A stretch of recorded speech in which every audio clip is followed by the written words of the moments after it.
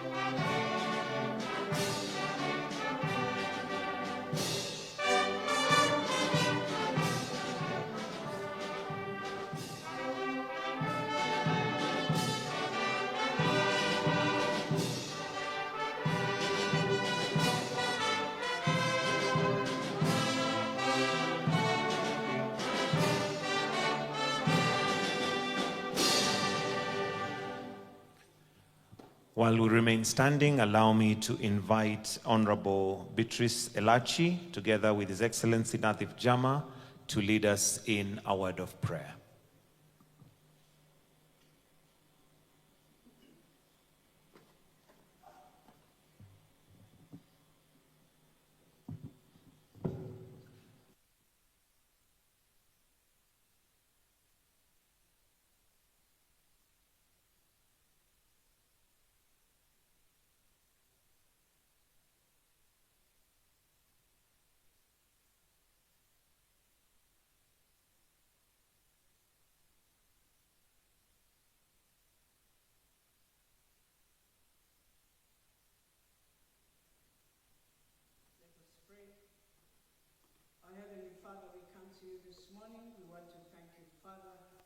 Bless you for everything for our country, Kenya. Father, how we bring all our leaders unto you, His Excellency the President.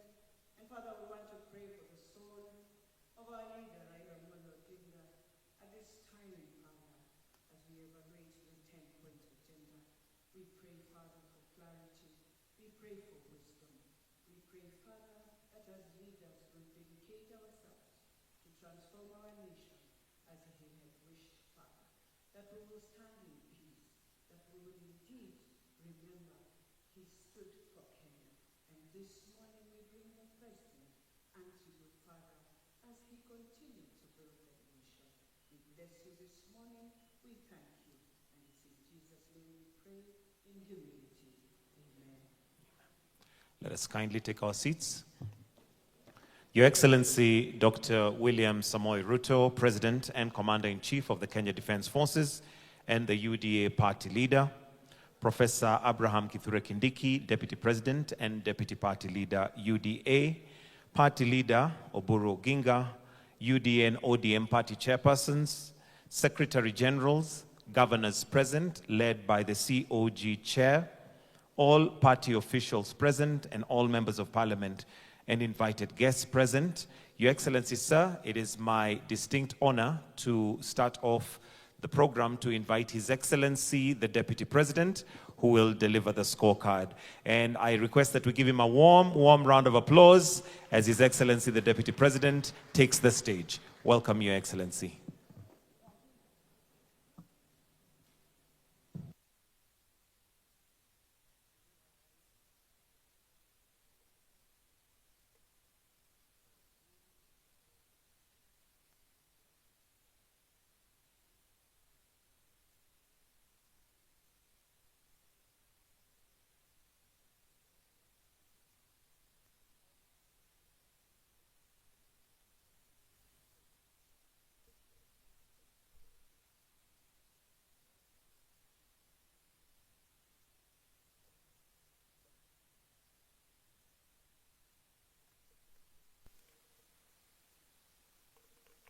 members of the Senate, because the scorecard, which we celebrate today, the achievements of this administration for the last 3 years could not have been possible without the unwavering, consistent, and faithful support from the two houses of Parliament. Every success we have registered, from healthcare to affordable housing, to all our programs in education and infrastructure, would not have succeeded if the enabling legislation was not passed by the National Assembly and the Senate of Kenya. And because we are the majority, our two parties form the majority of the members of the two houses, history will be very kind on these members, because as we assess the progress made in the transformation of our country, there will be a very, very prominent chapter on the role that the National Assembly and the Senate played to actualize the flagship projects of the broad-based administration. Your Excellency, I've been given 20 minutes to say very many things. I'll try to keep the time, and we have agreed with the leaders of the houses that after the 20th minute, they can ring the bell. Your Excellency, the last 3 years have been phenomenal, because when you were sworn in, and iko kitabu, there is a booklet with the scorecard, so that you can help, you can be able to follow as we go through. I will not be able to say everything, but I will be able to give the key highlights in the 20 minutes which I have. So, Your Excellency the President, when you were sworn into office on 13th September 2022, the economy of Kenya was in bad shape because of a number of factors, mainly the disruption of the supply chains because of the war in Ukraine and Russia, the COVID-19 pandemic that has shut down our economy for more than a year, and other shocks, including the droughts that had ravaged our country. Because of these economic shocks, our economy was in bad shape. Kenya was one of the 6 countries in Africa that had been predicted to default in their sovereign debt, the others being Ethiopia, Chad, Ghana, Gambia, and Zambia. Out of the 6 countries, including Kenya, that had been predicted to default in their sovereign debt obligations, only Kenya survived. All the other 5 countries defaulted. Why? Because immediately you were sworn in office, you made very difficult, painful, and unpopular decisions that helped bring our economy back on track, including negotiating a G2G arrangement for the supply of crude oil, which was not available in 2022 September. People were queuing to buy petrol. And we saw the escalation of costs of petrol, which is a big contributor to inflation. It kept on increasing until it reached a high of 2018 shillings a litre. Over the last 3 years, Your Excellency, through your leadership and with the support of the broad-based administration, we've been able to bring down a number of macroeconomic indicators that were affecting our economic environment. Number 1, prices of essential commodities that had skyrocketed and therefore influencing the cost of living negatively have been stabilized over time, including unga from 250. Today, unga from 138 shillings going forward, you'll get your unga depending on the type of unga that you want to consume. But from 138 shillings, you'll get your unga. Your Excellency, Fuel, which had gone as high as 217, 218 shillings a litre, has been going down continuously. Over time, losing over 40 shillings. Today we are at 178 a litre. Your Excellency, inflation, which was at 9.6% at that time, is now stable for more than a year. It has been somewhere between 3.5 and 4.5%, which is within the central bank preferred midpoint. The Central Bank of Kenya preferred midpoint for inflation is 5%, plus or minus 2.5%. We are below that CBK benchmark. Last month it was 4.3%. Again, congratulations, Your Excellency, because inflation, low inflation, and keeping inflation stable and low is one of the macroeconomic foundations on which our economy is going to be built going forward. Your Excellency, the exchange rate, the shilling was losing value every day. Over the last almost 1.5 years and more, we've been able to keep a stable exchange rate at 129 shillings, down from 165, 162, 165 shillings in 2022. Your Excellency, congratulations. The Kenya shilling now has been rated as one of the most stable currencies in the world. The top 6 stable currencies in the world, the Kenya shilling is in that list. Your Excellency, over the last 3 years, again, due to difficult and popular but important decisions, we have now grown our cash reserve ratio. Our foreign exchange reserves have increased. In 2022, when you were being sworn in, people were booking dollars. Business people wanted to do export-import trade. They needed to pay for goods from overseas. They had to book dollars for dollars, and you could not get, if you ask for 10,000, they tell you we'll only get you 3,000 today. Next week we'll get you another 2,000, because we didn't have enough foreign exchange reserves. We have moved over the last 3 years, Your Excellency, under your leadership, from a low $5.7 billion US dollars, which is import cover for 2.5 months, to a historic high. I know the booklet says that we are at 12.3, but we have increased. The data from Central Bank on Thursday, we have hit a historic high, 14.6 billion US dollars, equivalent to 1.9 trillion Kenya shillings in foreign exchange reserve. Import cover of 6.2 towards 7 months of import cover. Kimani Ishungwa is an accountant. He's telling me it's not 6.2, it's 7 months import cover.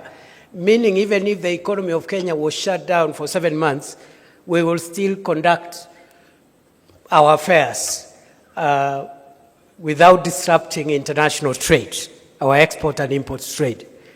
This is historic. We've never been there before. Your Excellency, sir, on the economy, the other indicators are also looking good. I've talked about the strength of the currency. I've talked about low inflation. I've talked about the cash reserve ratio. I also want to talk about national savings. For 62 years, we had only saved 320 billion through NSSF. Okay? I know in the booklet, national savings comes as the last point, but I decided to bring it forward because it's part of the economic fundamentals that influence our macroeconomic stability.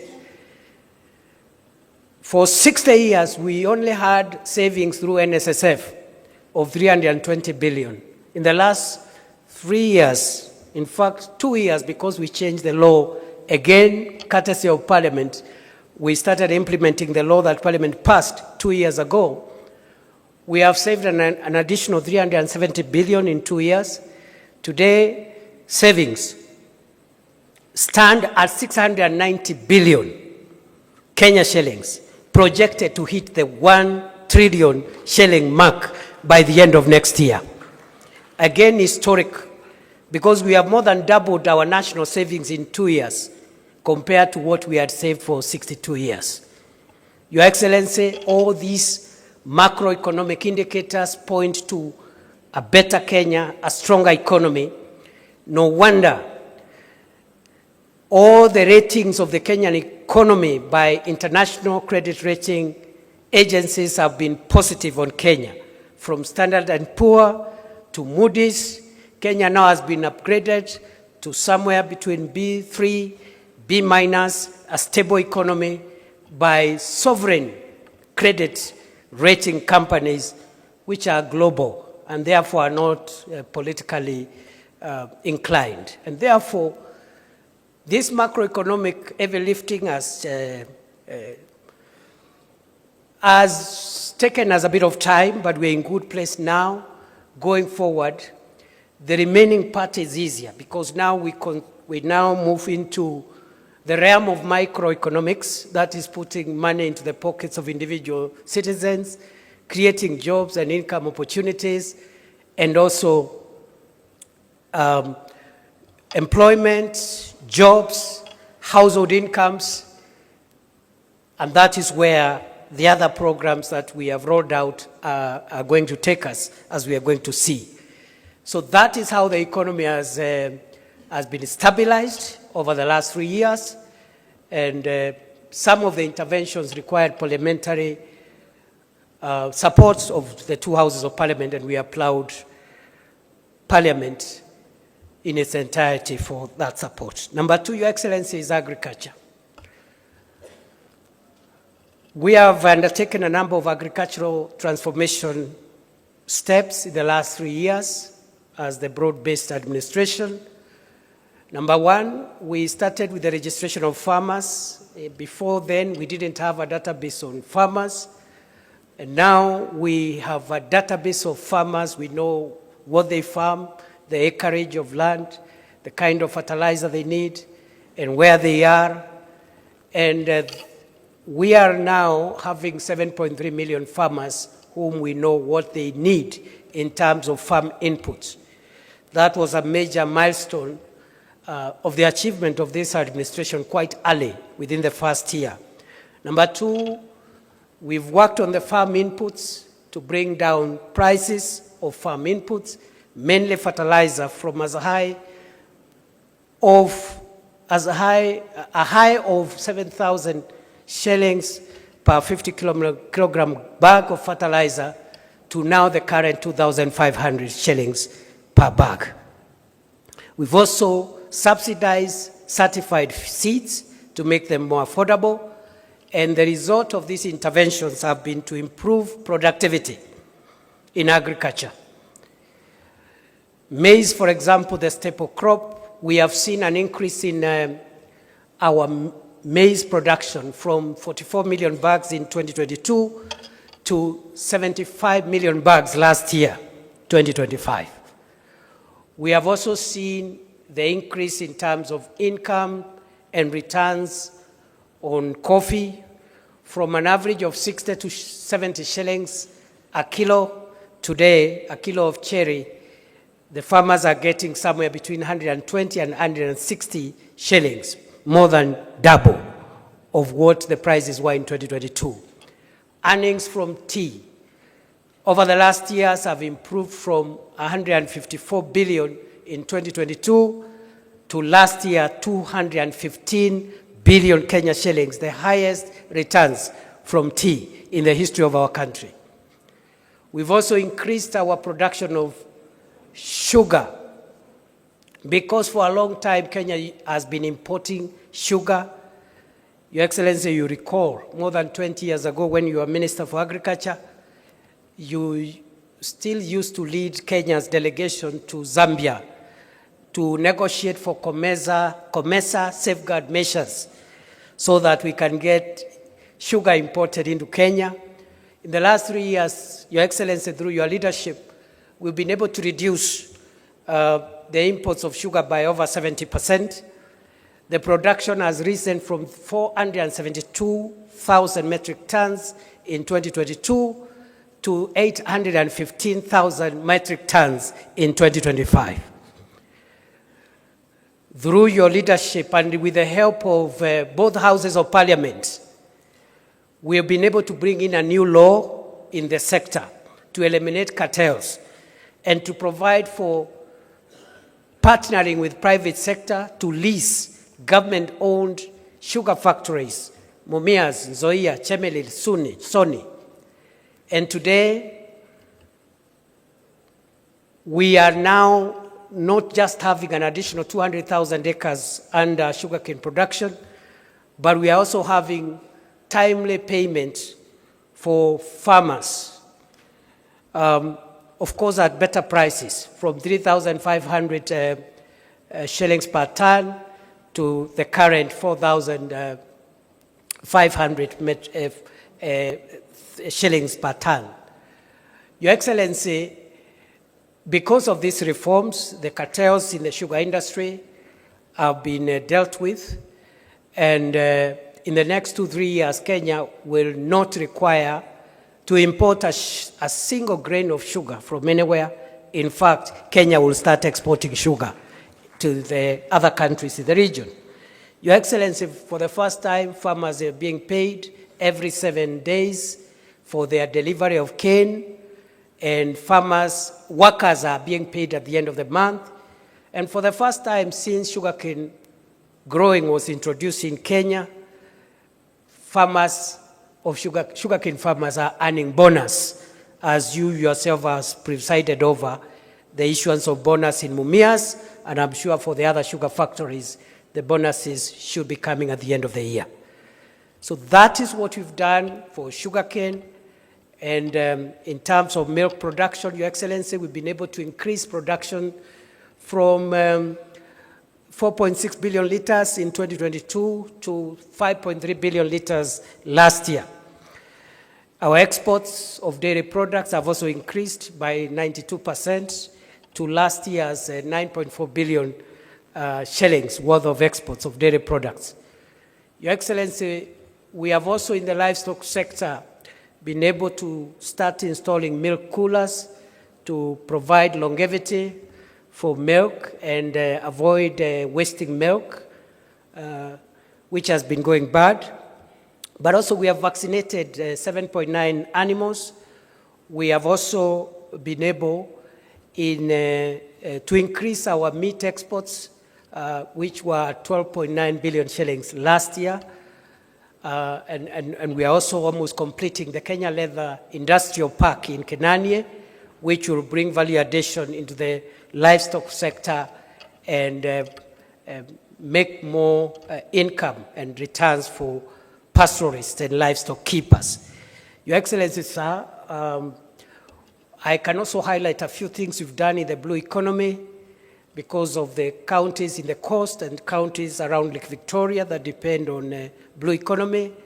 We are building fish landing sites from Waepe near Lungalunga all the way to Mokowe in Lamu, Kipini, Kichwa Chakati in between, and we are also giving grants to beach management units. We've already disbursed 3.2 billion shillings to beach management units to support fishermen.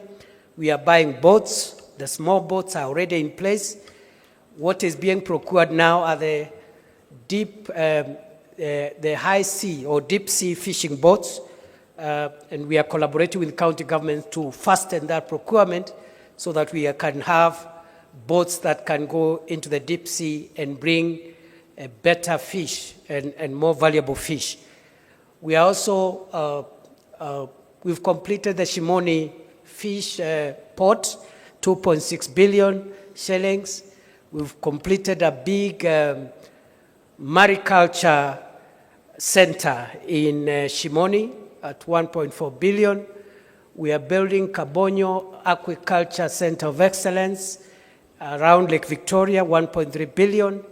We have landing sites around Lake Victoria from Migori all the way to Mukoba in Busia and all the other places in between. We have finished the Paya in Homa Bay, the fish markets in Homa Bay, the fish market in Kidongo in Mombasa.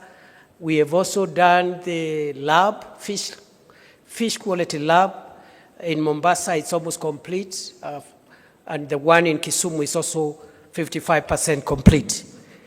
We are also providing pond liners and cages for fish cage farming, and also providing predator nets to encourage inland fish farming.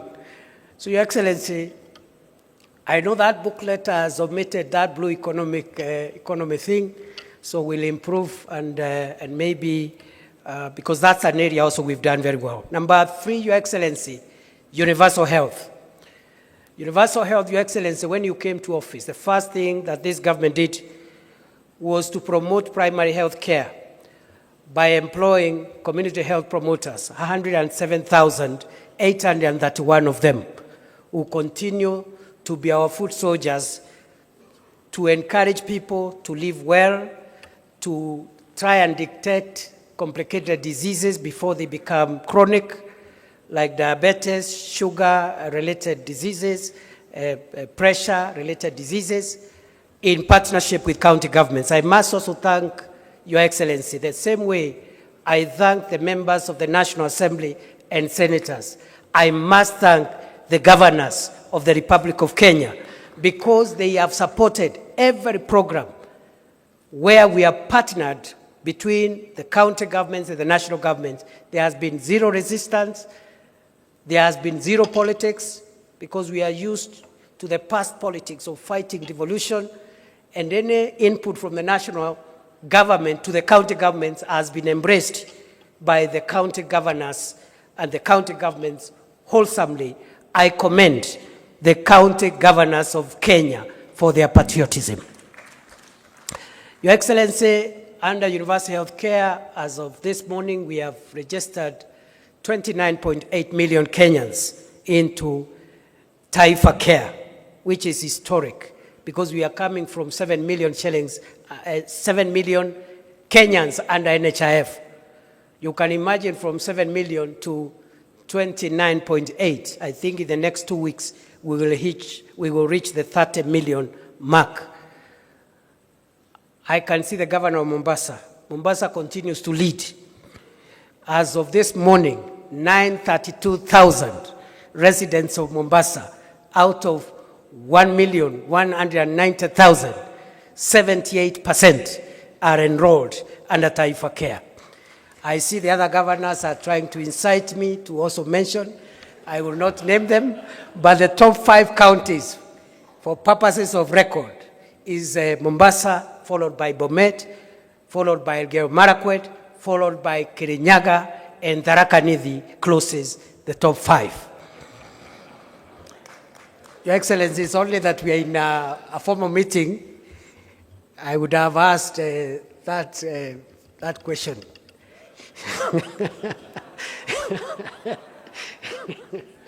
Your Excellency, sir, what we need to fine-tune to improve our universal health care going forward are 3 things. 1, we need to improve on the health commodity supply chain. There are still a few gaps in the health commodity supply chain system. Number 2, we need to improve on the actuarials of the universal health coverage to make sure the premiums that are paid are able to provide quality packages for all kinds of treatments across the board. And thirdly, we need to fine-tune the issue of fraud. We must fight fraud. The biggest threat to any public medical insurance around the world, in all countries, the biggest threat is fraudulent claims. We must overcome that challenge, detect fraud, deal with it when it happens, and make sure that we secure UHC into the future. Your Excellency, in terms of equipment, we are under the National Equipment Support Program, which all counties again have signed to. We are placing specialized equipment to replace the now decommissioned MES program with the National Equipment Support Program. So we've made a lot of strides in the health sector. In terms of education, number 4, Your Excellency, education. When you were sworn in office, there was a lot of hue and cry. Everywhere we went, Citizens used to tell you and to tell the rest of us, if you get into office, abolish CBC. Today that noise has died completely. Why? Because immediately you are sworn in office, you established the Presidential Working Party on education reforms. High-level experts, stakeholders, students, lecturers, and all the people in that space contributed to the streamlining, the reforms that we have implemented that streamline the CBC program. Transition has been going on. We just transited into grade 10. I'm told we are now 99-point-something% transition into grade 10 in the 3 pathways. There is still work to do, but at least we provided clarity on the CBC program. We have employed 100,000 teachers. Our commitment in the manifesto was 116,000 teachers. We will close the gap this year, and we will celebrate that milestone as well, because we discovered during our campaigns that there was a poor student-teacher ratio.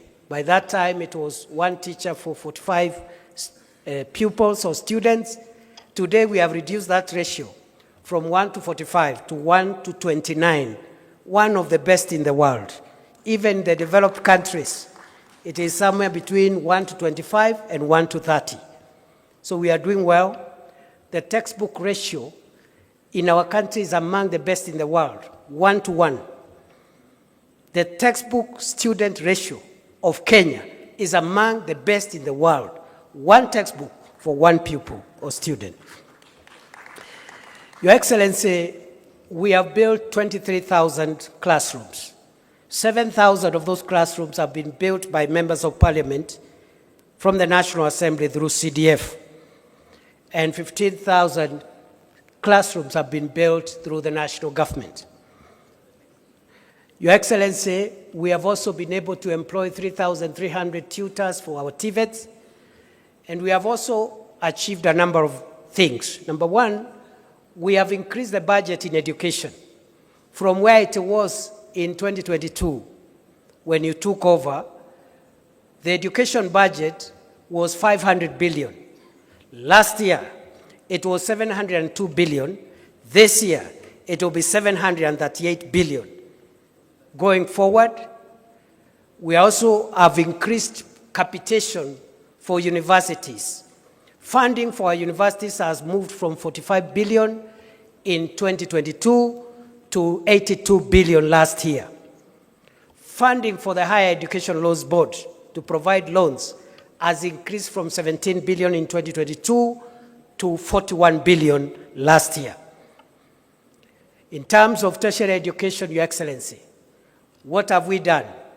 Number one, we have increased enrollment, because when you came to office, there were more students in universities than in tertiary institutions, which is it's not the way it should be. There should be more students at the lower levels, including tertiary institutions, and less in the university. We are trying to correct that anomaly. In 2022, we had 297,000 students in TVETs. Today, we are at 718,000, 3 times more.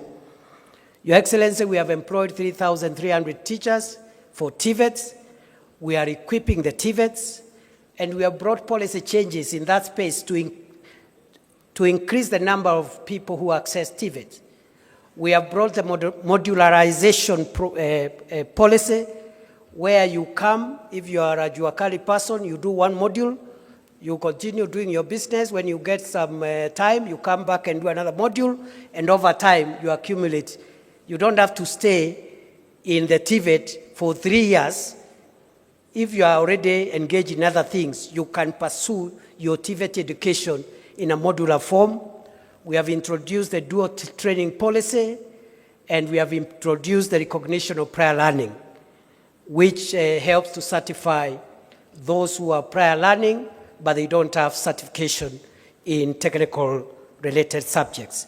That's what we have done on education. That's number 4. I'm not doing so well. Number 5, Your Excellency, is infrastructure. And infrastructure, I'll speak about 4 things. One is the roads program that I had stalled. In 2022, many roads had stalled because of lack of money. Those roads stalled in 2019, 2020, 2021. There was no money. When you were sworn in office, President William Ruto, we had pending bills in the road sector of about 190 billion. Those bills were verified and they came to 177 billion. They have all been paid. The 177 billion of pending bills has been cleared by the broad-based administration. And thanks to Parliament, because they helped us pass some of the regulations that has helped us have innovative financing models and securitizing part of the fuel levy to be able to clear those bills.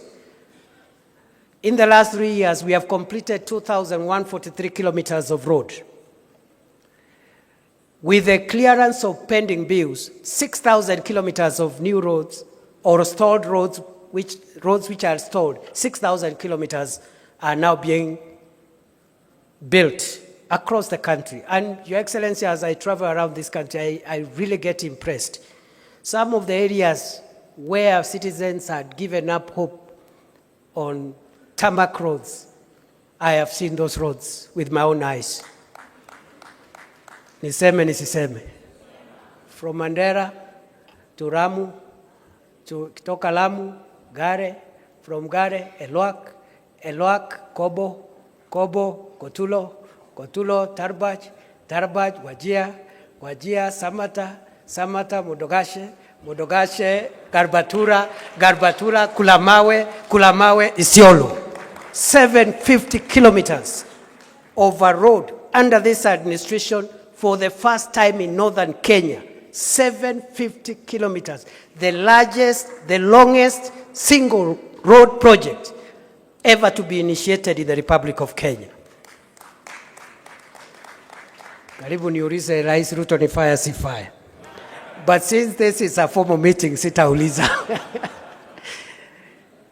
There is another road which had been approved to be graveled, but President Ruto changed the instructions and said it should be tarmacked.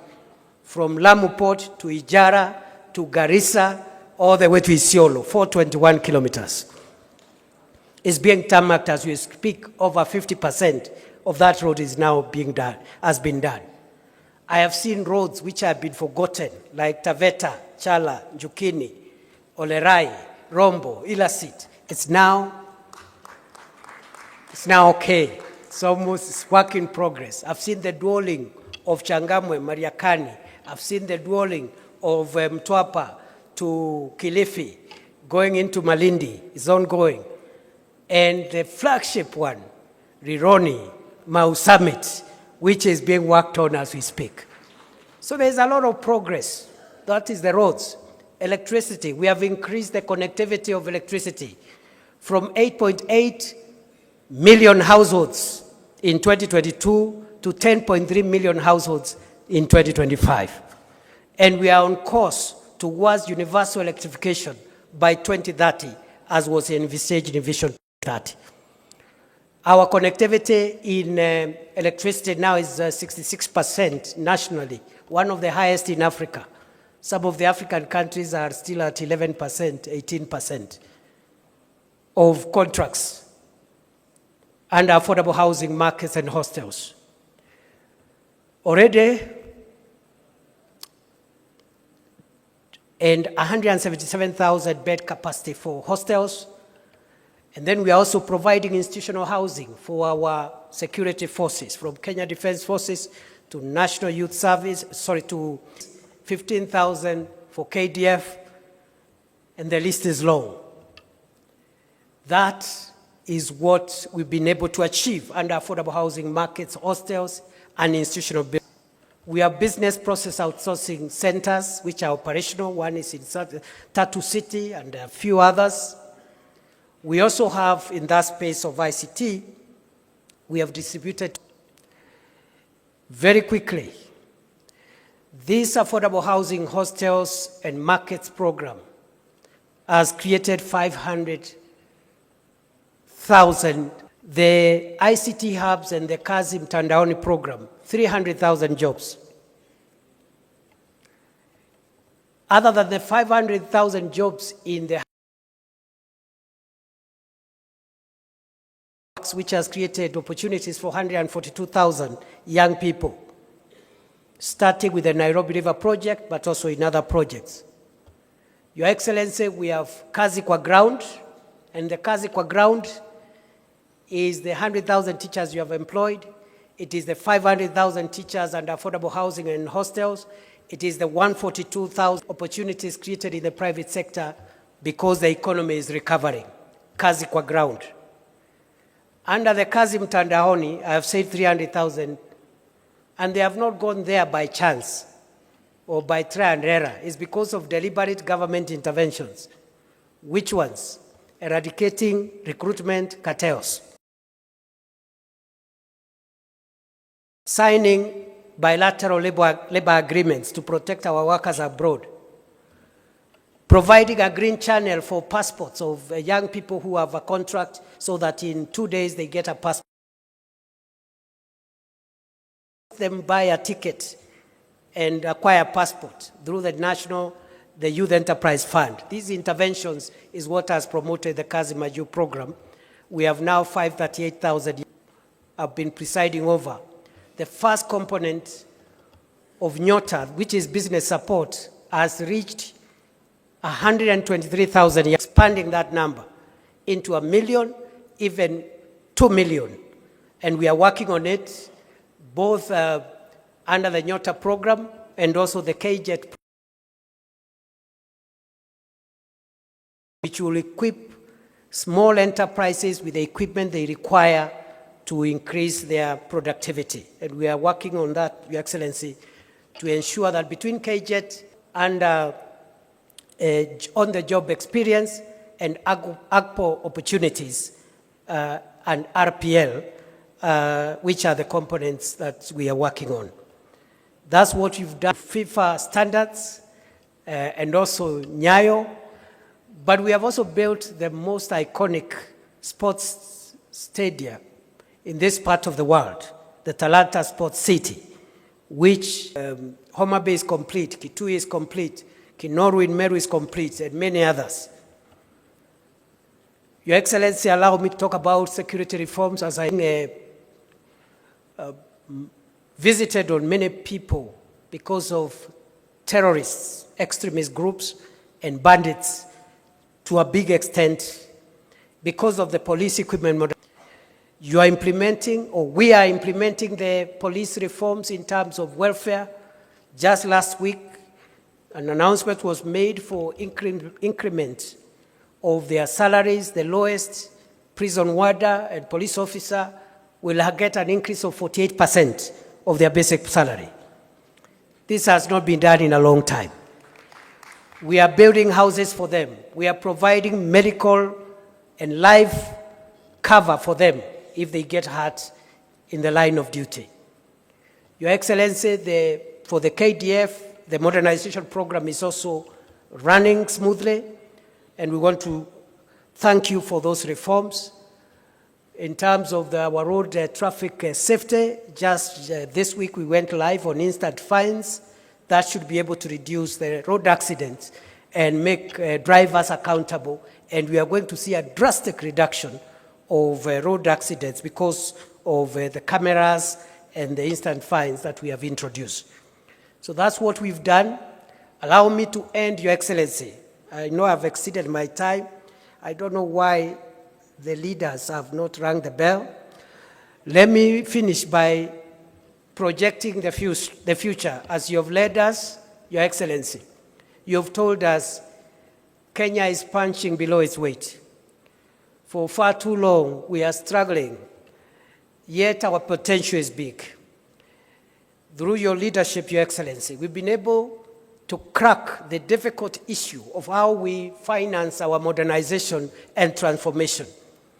And you have told us it is possible for us in one generation as has been done in Singapore, Malaysia, South Korea, we are able to transform Kenya from the third world economy status to the first world. Other countries have done it, we can do it. China, for example, pulled 800 million people from poverty in 40 years, between 1971 and 2021. We can do it in one generation. And you've led us, and on this one, once again, I thank our parliamentarians. Just yesterday, we saw the signing into law of the National Infrastructure Fund Act, a bold measure that will define our future and will set Kenya free, economically speaking. We put in resources there, government resources, private sector resources, so that when we sell part of the assets we have, the money does not go to salaries and recurrent expenditure, as has happened before.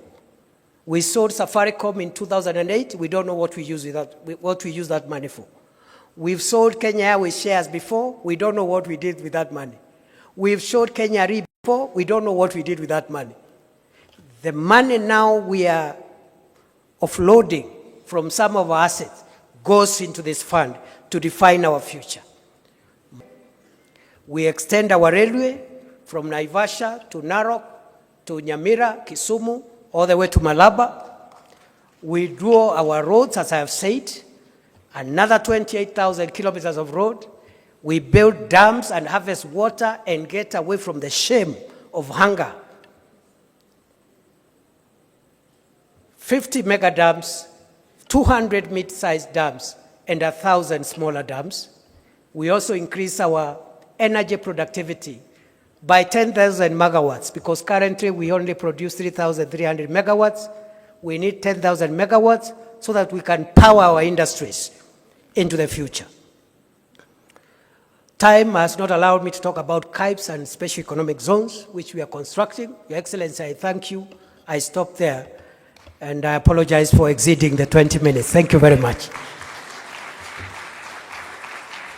A warm clap for His Excellency, the Deputy President. With all that said off-head, congratulations, Your Excellency.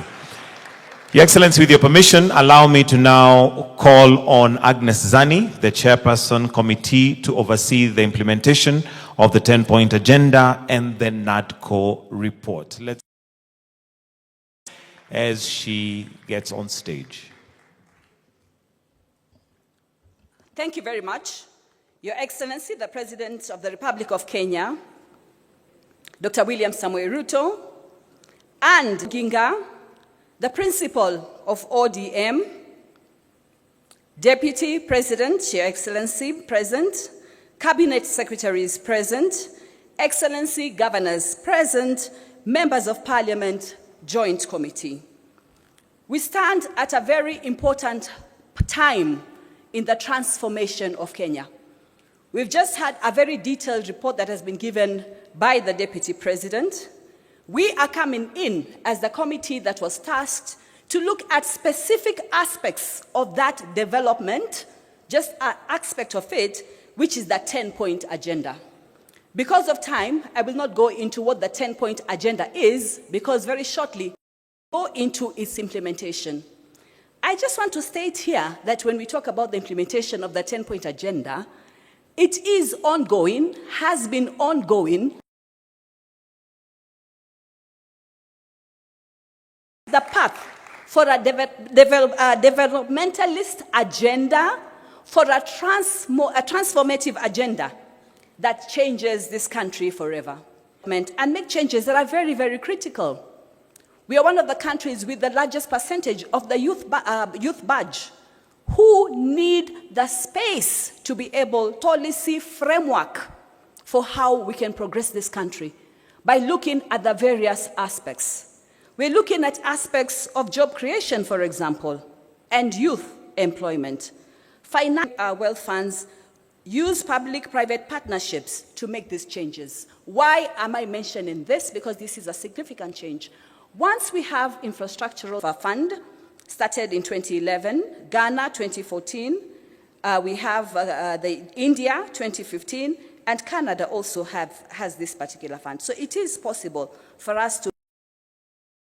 What have we come in to do as the committee to oversee the implementation of the 10-point agenda and the NADCO report? The NADCO report 2013 of measures that are very, very key for implementation. And then from the MOU that was signed on the 7th of March 2015 by Your Excellency the President and the late Raila Amolo Odinga gave 10 specific points. These 10-point agendas were not in vain. These point agendas, entrenched also in the NADCO report, meant that in the recommendations, they stated that a committee should come and oversee, overlook, give information about the progress of where we are in this agenda. Therefore, this committee, by virtue of that role, became an overseeing committee of whom? Of duty bearers. And who are these duty bearers? The Executive Office of the President, we have the various ministries, we have the various commissions, we have the various organs, we have the judiciary, we have independent commissions who have been doing this implementation. And this has to be very clear, because we cannot then say between August and now, what has happened to the implementation of the 10-point agenda? It is ongoing, ever has been ongoing, and even from what His Excellency, the Deputy President, has indicated, various issues have been going. But we were given this impetus from a political point of view. So when people have asked, for example, but in this committee, are you replicating the roles, for example, of the Auditor General? The answer is no.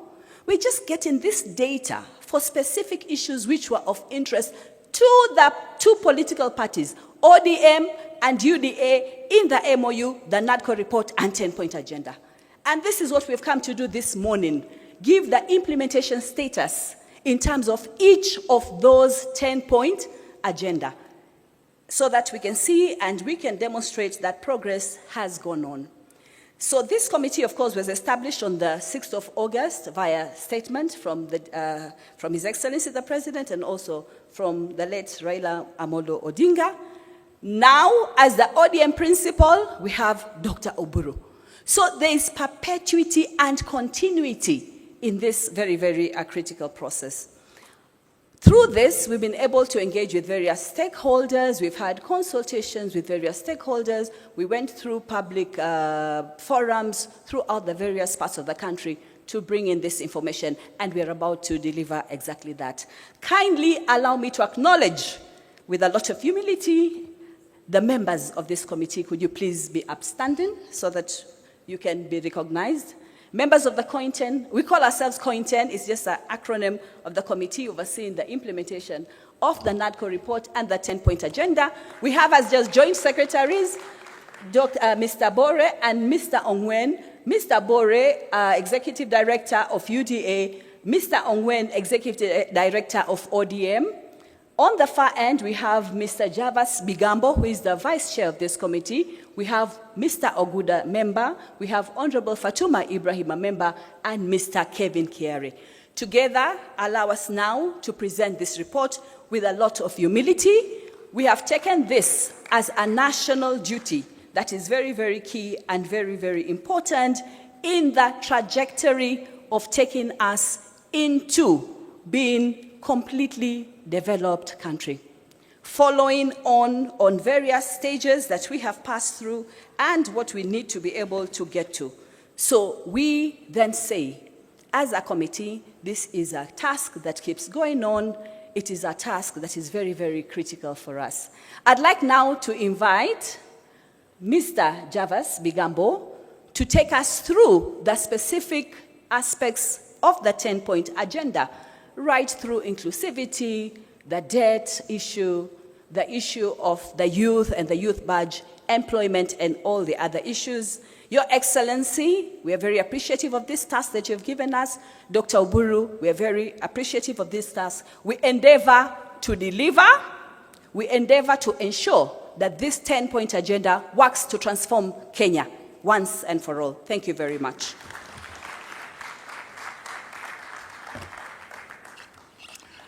Your Excellency, President William Ruto, President of the Republic of Kenya and Party Leader of UDA, Your Excellency, the Deputy President, Honorable Senator Dr. Oburu Oginga, the Party Leader of ODM, distinguished Honorable Members of Parliament, and Kenyans. We, as the committee overseeing the implementation of the 10-point agenda, are glad to come before you to make this presentation. Various key issues that are marked as achievements have been enumerated by His Excellency the Deputy President, and I will not go much into that. And given that all of us here have got copies of this 10-point agenda, I'll only make brief highlights under each section. The building of a nation is a project that never comes to an end, and that is why His Excellency President William Ruto has committed to put in place critical measures to ensure that Kenya moves forward, and as he has spoken numerous times, to move Kenya into a first world country within our lifetime. Kenya has experienced various political crises and challenges, and these challenges have led many times political leaders to come together to bridge the divide so that we get to have amicable solutions. And that's why the NADCO team was formed. It presented a report which was adopted by Parliament in February 2024. And later on, to its implementation, and also following the challenges that bedeviled this country, we had UDA and ODM come together with a view to resolve some of the socio-political and economic challenges that this country has faced.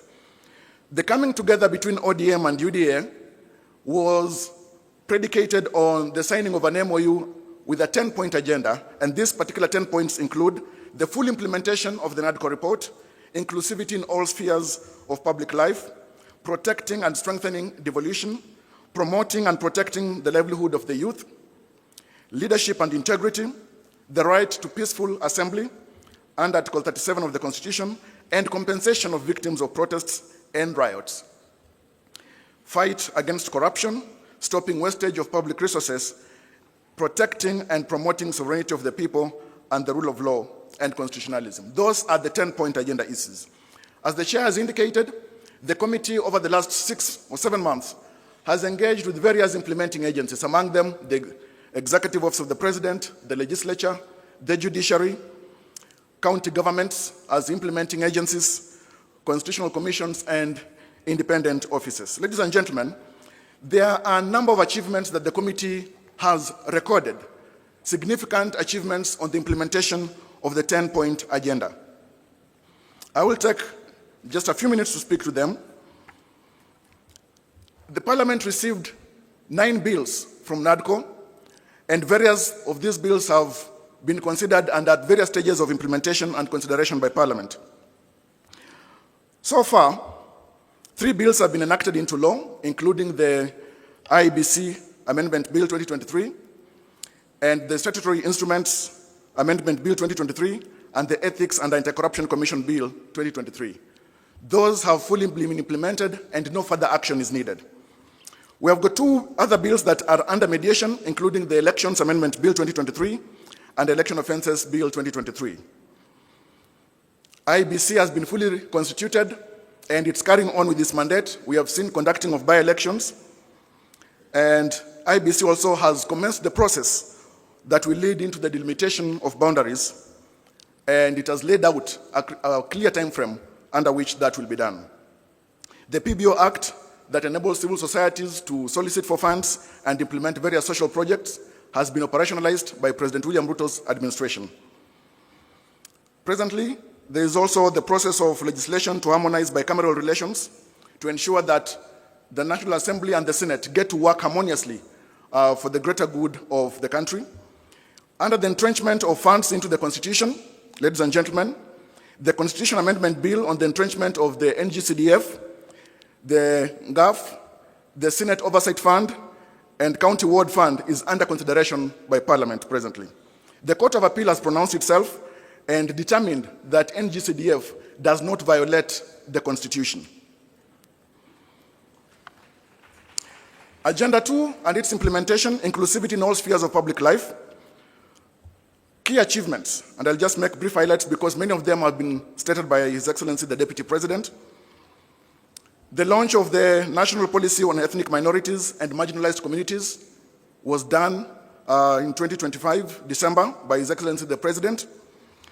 500 million shillings scholarship program has been railroaded by the same policy. The same policy creates the Directorate for Minorities and Marginalized Communities under the Executive Office of the President. On economic inclusion, ladies and gentlemen, measures to reduce the cost of living, we have seen the fertilizer subsidy program, which has lowered the cost of fertilizer from 7,000 shillings to 2,500 shillings per bag, which has enabled many farmers to access this. There's 14% reduction in fuel prices and exchange rate gains, which has lowered production, and many Kenyans are now able to travel to work, production by various industries. The costs have gone down, a key success by the broad-based government. Ladies and gentlemen, there is presently the timely payment of social protection stipends by the government alongside salaries. This is done in a very timely way compared to how it used to be in the past, where there were serious delays. And then it has also been streamlined such that it has weeded out fraud. And in the past, many people who are able used also to fraudulently access the social protection funds. This has been weeded out. The Equalization Fund allocation to support development and service delivery in the marginalized areas has been increased from 5 billion shillings to 9.6 billion shillings, a key achievement under the broad-based government. Inclusion in the health sector. The rollout of UHC by transitioning Social Health Insurance Authority has increased healthcare insurance from 7 million, as the Deputy President has indicated, to 29.8 million beneficiaries to date. And this is a key achievement that is on record under the broad-based government. We have got the CHPs, 107,000 of them, 831 have been employed, and people now across all the villages and hamlets in Kenya access primary health care. Share premiums for 1.5 indigents are being paid by the government. When it comes to education as an inclusion aspect, 100,000 teachers have been recruited since 2022. And as the Deputy President indicated, this has largely increased the teacher-student ratio. 23,000 classrooms and 1,000 laboratories are under construction, a major achievement that is ongoing. The committee has also noted that university allocation has increased from 45 billion to 82 billion shillings. The HELP scholarship funding has increased also to 41 billion shillings. These are self-evident achievements under the broad-based government in the period under consideration. Rural and infrastructure inclusion, 260,000 affordable housing units are under construction, creating thousands and thousands of jobs for young people, the youth, and various professionals, architects, lawyers, engineers. And this is a celebrated score of achievement under the broad-based government. 450 markets are being constructed nationwide across all the 47 counties, and 6,000 kilometers of roads under construction. Protection and strengthening devolution. Key implementation here and achievements, Your Excellency, we have had the equitable share revenue to counties increased from 385 billion shillings to 415 billion in the financial year 2025-2026, and in this financial year it's projected that this is going to increase to 450 billion shillings.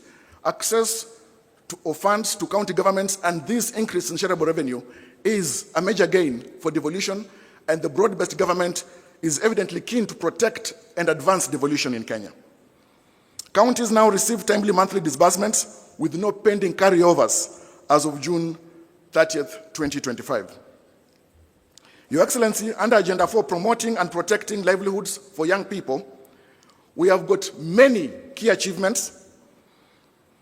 So far, for instance, Your Excellency, the committee has recorded that over 90,000 young people from all 1,400 150 wards are undergoing training in the country. Over 121,000 youth, together with 110,000 youth from Kakuma and Dadaab, these are refugee camps, have received business training, mentorship, and startup grants of 25,000 shillings, being an initial of the wholesome 50,000 shillings that they will ultimately receive.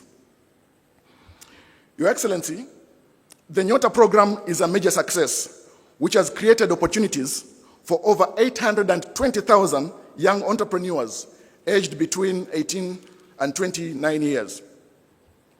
Your Excellency, across all 1,450 wards, there is the 50-50 gender parity, and the Nyota program has really impacted lives of thousands of young people in the country. Additional employment initiatives have created and increased opportunities for young people in the country. 640,000 jobs have been created through affordable housing program, with 7,000 professionals who have been onboarded. Your Excellency, the construction of stadia has also increased the creation of jobs for youth and professionals across the country. 20,000 jobs have been created through the Climate Works program. Under leadership and integrity, Your Excellency, as agenda number 5, the broad-based government has ensured the enactment of the Conflict of Interest Act, which you assented into law on the 30th of July 2025, which has now been operationalized. This act strengthens the government's commitment in combating graft and regulating and reducing conflict of interest within the public sector. Agenda number 6, Your Excellency, the right to peaceful assembly as enshrined in Article 37 of the Constitution, and compensation of victims of protests and riots. The government has set aside 2 billion shillings for compensation of victims of protests in the first supplementary budget of the financial year 2025-2026. This will go to the compensation of victims of protests and human rights violations. Your Excellency, 4 days ago, a panel of experts for compensation of victims was gazetted by the head of public service under a framework that will be developed by the Kenya National Commission on Human Rights, and already these railroads the compensation of victims, which has been a key issue raised by even citizens whenever we've been moving around the counties in the public participation process. From 2023 to 2025, IPOA has handled 820 cases of alleged police misconduct during public order management, securing convictions for 35 cases involving 49 officers, and recommending disciplinary action against 30 officers. This has been done by IPOA. The demonstration bill, which sought to restrict the right to assembly of protesters, was withdrawn. This was initially intended to curtail the rights. The Ministry of Interior and National Administration has issued policy directives limiting excessive use of force and strengthening training and retooling of police officers for lawful crowd management. Agenda number 7, Your Excellency, national debt. The broad-based government, ladies and gentlemen, has commissioned a comprehensive forensic audit of the public debt by the Office of the Auditor General to strengthen transparency, verify utilization of borrowed funds, and this has been an issue within the public, the issue of auditing our public debt. The broad-based government as well has reduced reliance on external borrowing by exploring innovative financing mechanisms. And just yesterday, Your Excellency, you signed into law the National Infrastructure Fund Act. Through liability management, the broad-based government has reorganized national debt portfolio to reduce financing risks and minimize the risk of default. There is greater emphasis placed on mobilizing domestic revenue, and this is ongoing under the broad-based government. Ladies and gentlemen, Your Excellency, I'll move to the agenda number 8 on the fight against corruption. As I've indicated, the Conflict of Interest Act is now operational, and this is a great effort toward combating graft, which is politically carcinogenic in the country. There is the adoption of the e-government procurement system, which has digitized the entire procurement framework. And from planning, this enhances transparency, accountability, and ensures digital footprints in the procurement process, Your Excellency. Over 23,000 government services have been digitized on each citizen. This has eliminated cash payments across government and middlemen, reducing corruption risks and increasing revenue collection by the government up to date. Your Excellency, the Money Laundering and Combating of Terrorism Financing Laws Amendment Act was assented into law on 17th of June 2025, a great effort as well in strengthening the legal framework, combating illicit flow of funds in Kenya, and has supported the exit of Kenya from the grey list of the Financial Action Task Force. Your Excellency, the implementation of the zero-based budgeting has enhanced fiscal discipline and accountability by requiring justification of all public expenditures. The single treasury account system has consolidated government cash collection and management, improved transparency and transaction costs, and minimized idle funds in commercial banks. Your Excellency, as I move towards the end, agenda number 9, stopping of wastage of public resources and promoting of government efficiency. Austerity measures have been put in place, including the removal of budgets, initially in the office of the First Lady, the spouse of the Deputy President, and the spouse of the Prime Cabinet Secretary. A 12-month freeze has been put in place for purchase of government vehicles, except security sector vehicles. There is the zero-based budgeting in the financial year 2025-2026, requiring all public expenditure to be justified, as I've indicated. And then presently, the passports processing, the national ID cards processing, all of them have been reduced from 1 month to 1 week, improving access to these services by the citizens of Kenya and reducing corruption. Agenda number 10, Your Excellency, protecting and promoting sovereignty of the people, the rule of law, and constitutionalism. The broad-based government, under your leadership, Your Excellency, has facilitated the judiciary to ensure there is the recruitment of judicial officers. We recently saw the recruitment of 11 Court of Appeal judges, High Court judges. The recruitment process has been ongoing, as well as the magistrates, to improve case handling, reduce backlog of cases, and access to justice by Kenyans.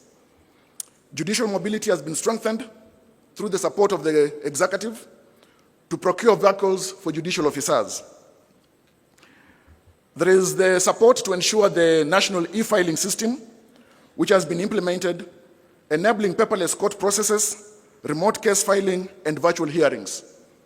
And as we are in the second quarter of the 21st century, utility and dependence on technology is unavoidable. The judiciary as well has achieved near compliance with the 2/3 gender rule, with the 332 women judges and magistrates representing 47% of the bench. To ensure the adherence to the rule of law, the government has adherence to court orders and all decisions of the courts under the broad-based government and under the leadership of His Excellency President William Ruto. Ladies and gentlemen, the committee has made a few key recommendations, which I will speak to briefly. There is need to ensure that the bills that are still pending at various stages in Parliament are fast-tracked. The committee recommends the formation of a broad-based mediation committee between the Senate and the National Assembly to fast-track consideration of those outstanding bills. This committee also urges Parliament to expedite and conclude outstanding NADCO bills within 90 days. To enhance realization of the constitutional rights under Article 37, the Kenya National Commission on Human Rights should spearhead legislation to safeguard protesters while protecting livelihoods and property. To fast-track the Natural Resources Amendment Bill 2022, to provide legal framework for equitable distribution of revenues from natural resources among national government, county governments, and local communities, this bill should also be fast-tracked for implementation. County governments are here urged to implement the National Policy on Ethnic Minorities and Marginalized Communities 2025 to promote inclusivity in governance and public participation. The Attorney General should propose amendments to Section 108 and Section 109 of the County Governments Act 2012 to make county integrated development plans, the CIDPs, long-term plans to be 10-year plans, and sectoral plans to be mid-term plans of 5 years to ensure completion of legacy projects across electoral cycles. This recommendation is to try and make white elephants across county governments to be a thing of the past. To enhance efficiency and credibility in elections, the IBC should be well-resourced and supported to develop infrastructure and capacity to hold transparent, credible, and verifiable elections as the Constitution provides. We recommend as a committee the establishment of a multi-agency team comprising the National Treasury, the Kenya National Commission on Human Rights, the Law Society of Kenya, under the leadership of the Office of the Attorney General for the victims' compensation. While, of course, as I've indicated already, steps in that direction has been taken by the gazettement that was done 4 days ago by the head of public service. To promote access to justice, the Independent Policing and Oversight Authority should conclude investigations into complaints within 6 months and publish its findings. To ensure timely accountability, prosecution and determination of ethics and corruption cases by mandated institutions must be completed within 6 months. Lastly, Your Excellency, the Kenya National Police Service should be well-resourced and supported to strengthen continuous training and retooling of the police for effective crowd management in accordance with the rule of law. Your Excellency, we thank you so much for the time and the responsibility that you have given this committee, and we thank the broad-based government for the support that it has given and continues to give this committee to the completion of its duty. I thank you so much. Thank you. A hearty clap for Javas Bigambo. Your Excellency, it is now my pleasure to invite back His Excellency, the Deputy President, to progress with the program. Karibu, Bwana DP.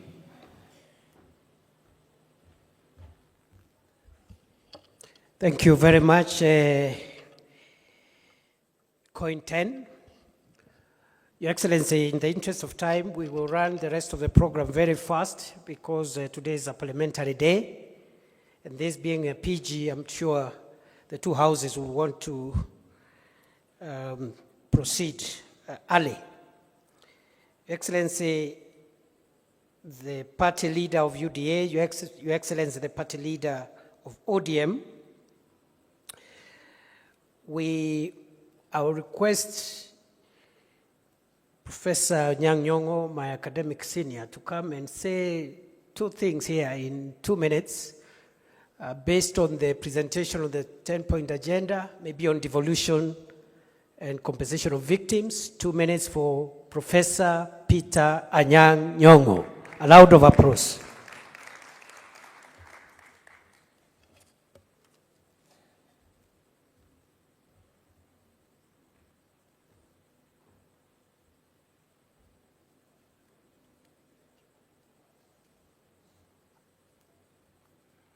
Your Excellency, the President and the Vice President, thank you so much for convening this meeting. It's extremely important and informative. I will only say 2 things that are effectively dealt with in this report. That is devolution and compensation of victims. As you know, that some of us have been very concerned about the issue of victims, and I'm glad that today they've gone on record that the victims will be compensated. Secondly, devolution. You know, there was that famous story that a child always asks for more, and it's never enough. The Constitution of Kenya says that there are 2 levels of government, devolution and national. separate but interdependent. Kenya cannot really develop fully if devolved government is not fully funded for the development functions that it performs. I'm grateful that it is said that the equitable share of revenue to counties has increased to 385 billion shillings in financial year 2024-2025 to 415 billion shillings in financial year 2025-2026. This is good. And it is projected to rise to 450 billion shillings in 2026 and 2027. We are happy about that. But you know, as I said, we will never stop asking for more. Thank you.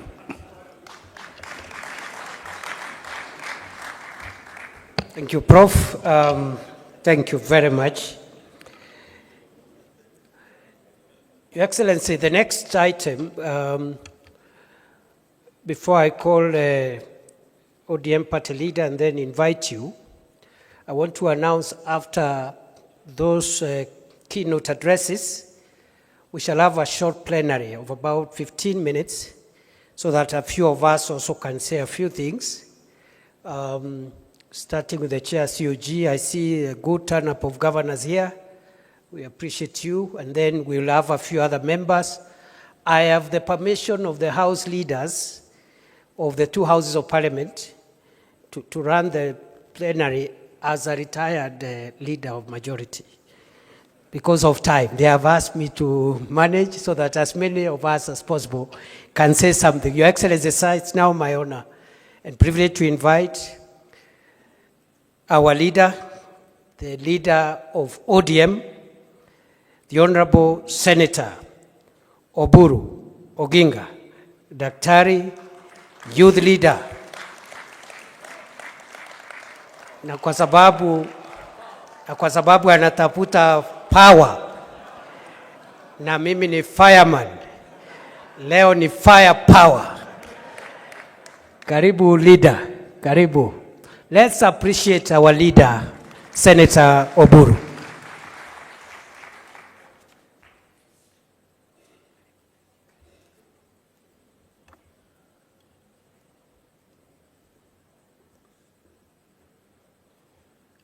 Your Excellency, the President of the Republic of Kenya and Commander of the Armed Forces, Dr. William Samoei Ruto, the Deputy President, and all protocols observed, fellow members of Parliament, I would like not to make, I have a written speech here, but I don't want to read it all. I want to have it here as part of the today's meeting, and I will give it to the press also to have it. But I'm used to speaking off the cuff. It is better for me than reading long speeches. Your Excellency, the report of the 10-point agenda committee headed by my sister, Honorable Professor Zani, is finally presented to us as a joint parliamentary session. Mr. President, this is not a small feat. Mr. President, the country has been waiting for this. The country has been waiting for this because we are in this broad-based government, but there are people who thought that this report is the one which formed the foundation for establishing broad-based government. Mr. President, I want to inform the country that broad-based government started long before the 10-point agenda came. Mr. President, therefore, it cannot depend, the broad-based arrangement cannot depend on the 10-point agenda. 10-point agenda was meant to strengthen the broad-based arrangement. And Mr. President, the 7th of March, which was slated as the date for making the report, was not the end of the broad-based arrangement. The broad-based arrangement goes up to 2027. The 7th of March was marking the beginning or the date when this 10-point agenda was signed. It was an anniversary. It was to celebrate that anniversary. It was also to give us the interim report of the progress of implementation. As you can see, the 10-point agenda which we have been taken through is something which cannot end. It is something which will continue from today. It will continue into 2027, and it will go on, because it is life. Most of these things which are contained here are actually concerning the livelihoods, the daily livelihoods of Kenyans. And we want to improve our society so that there will be no victimization of a victim, or we shall not have victims of police brutality. And our police are supposed to improve, and we want to improve them because they are our sons and sisters. We don't want them to go to jail for killing people. They should not kill people. They should be trained to help our people to fulfill constitutional requirements. If our constitution allows demonstrations, let them be allowed to demonstrate, but demonstrate according to the law. Not demonstrate, you just wake up and you say, I want to go and demonstrate because it is my constitutional right. Yes, it is your constitutional right, but the law states how you should do it. The law guides. We must be a law-abiding society. And by abiding by that, what we are saying is that those who violate the law, those who violate the Constitution, should be punished. They should be punished. But we really don't want to trap our people, that you employ them in police and then tomorrow you have not trained them well and you jail them. That is not the intention of the Constitution. We want our police to be professional, but for now we are going to compensate those who lost their lives. Compensation of life is not something which you can do. You cannot replace a life. You cannot compensate it. There's no cost to it. It is just to give some, to give some pole to the people who lost their loved ones. And it is pole for those who were injured in those demonstrations. It is not to compensate. It is, even though we call it compensation, but you cannot compensate life. So those who thought that, who were saying that there is nothing absolutely which has been done on the 10-point agenda, shame on them.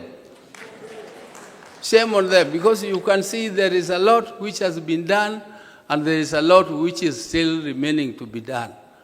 I am very, very impressed, particularly by the agenda of infrastructure. The infrastructure is the game changer, and that is game changer for the whole world. If you go to these countries, we are saying we want to go to Canaan through Singapore. That Singapore used exactly the same methods we are using, including the infrastructure fund, including this infrastructure fund which the president signed into law yesterday. And it is infrastructure, infrastructure, infrastructure.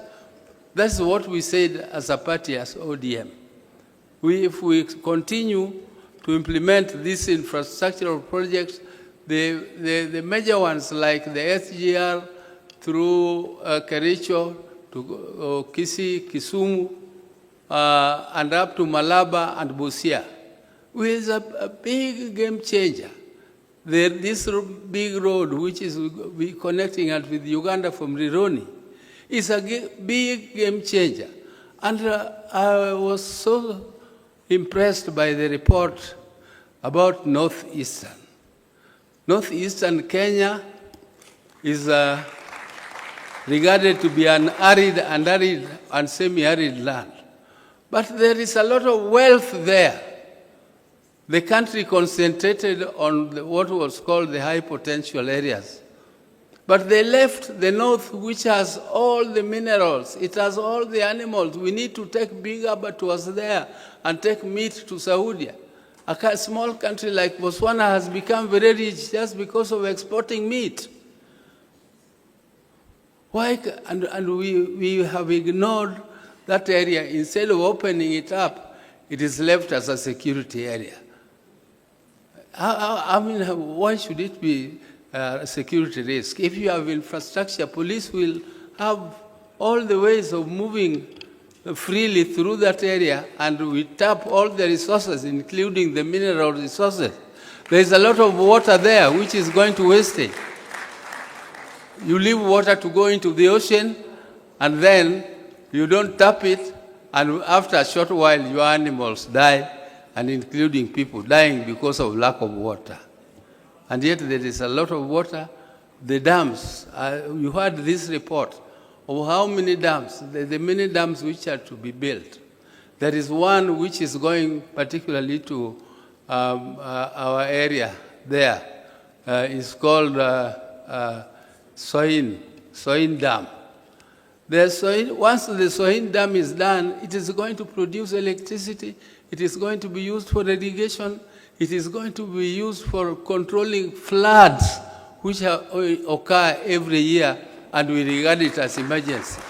It is emergency. How can something which occurs every year be regarded as an emergency? How is it an emergency? And you know it will come.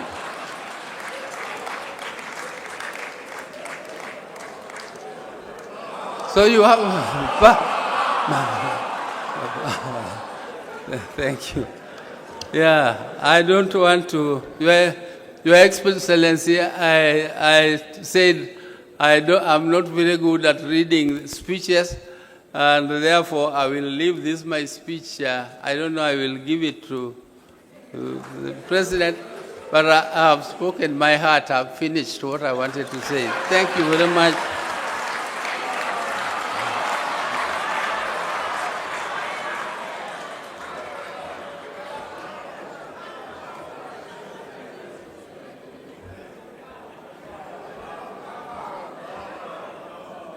The power, see power. The power, see power. Let me now invite, as Mzee sits down, allow me to announce the following. After the President gives us his keynote address, a few of us will say a few things very quickly by way of plenary, and I'm going to manage that so that we finish early. And then after that, there will be a closing reading of resolution by the two Secretary Generals of ODM and UDA, respectively. On that note, it is now my pleasure to invite His Excellency President William Ruto, party leader of UDA, and leader of the broad-based administration. The power, see power.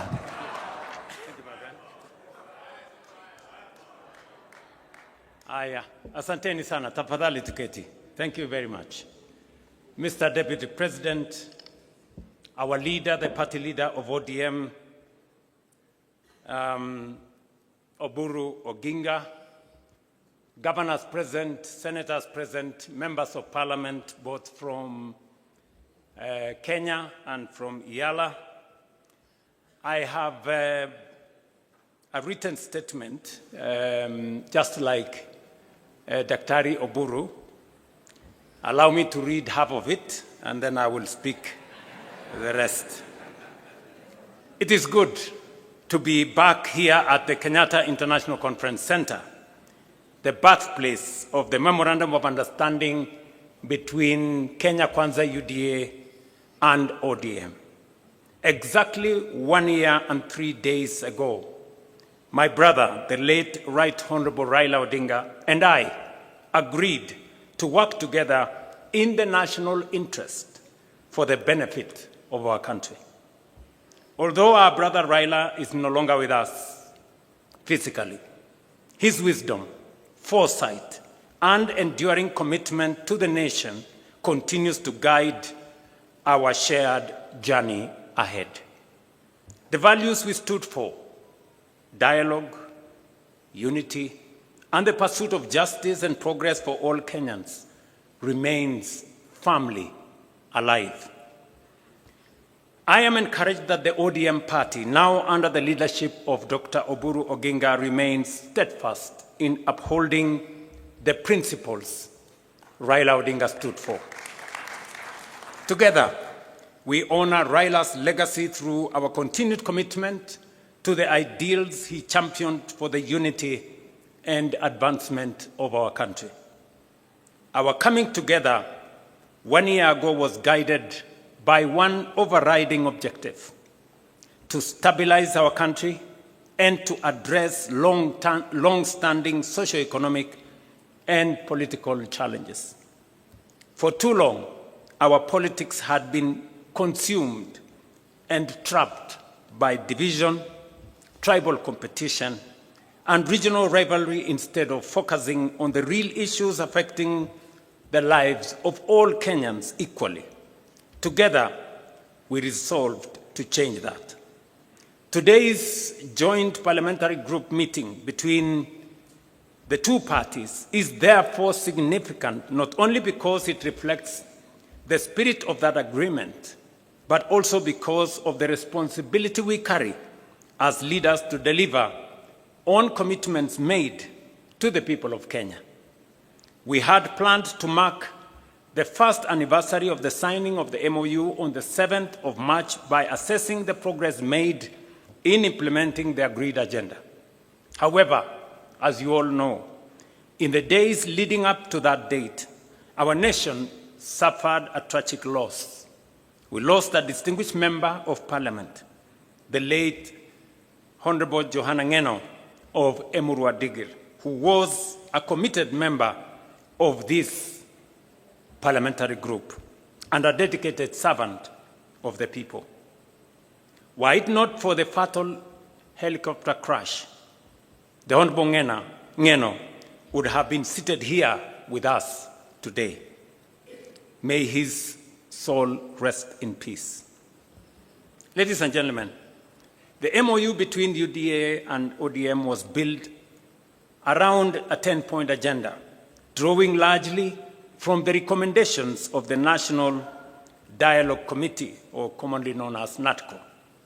These agenda items address critical national issues, including electoral reforms, the cost of living, governance, and economic stability. Following the signing of the MOU, we immediately began implementing the agreed programs.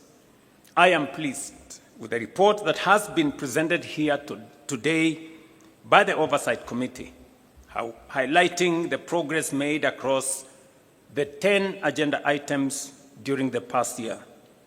The progress we have made is evident across several areas. Our country today enjoys greater stability, and the partnership has created an environment in which government programs can proceed without unnecessary political disruption. Opportunities for our young people are expanding, with government programs now reaching hundreds of thousands of young people across the nation. Through initiatives in housing, health, agriculture, education, the digital and creative economy, as well as the labor mobility programs, we are deliberately expanding new avenues for employment.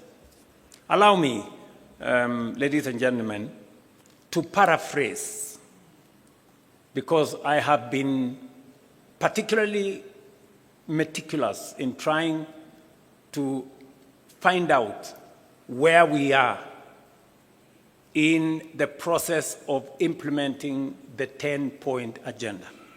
And just for the record, the 10-point agenda was not imposed on us.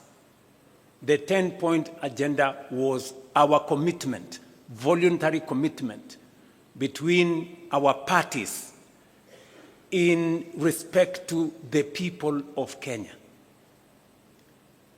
There are some people who want to appoint themselves supervisors, as if we met the commitment to them.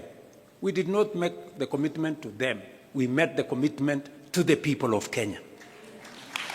And our responsibility and reporting is to the people of Kenya.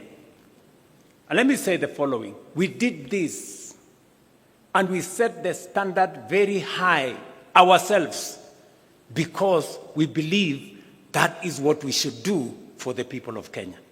Not because anybody forced us, not because anybody imposed it on us, but it is because it is our commitment that Kenyans deserve a higher standard of leadership and delivery.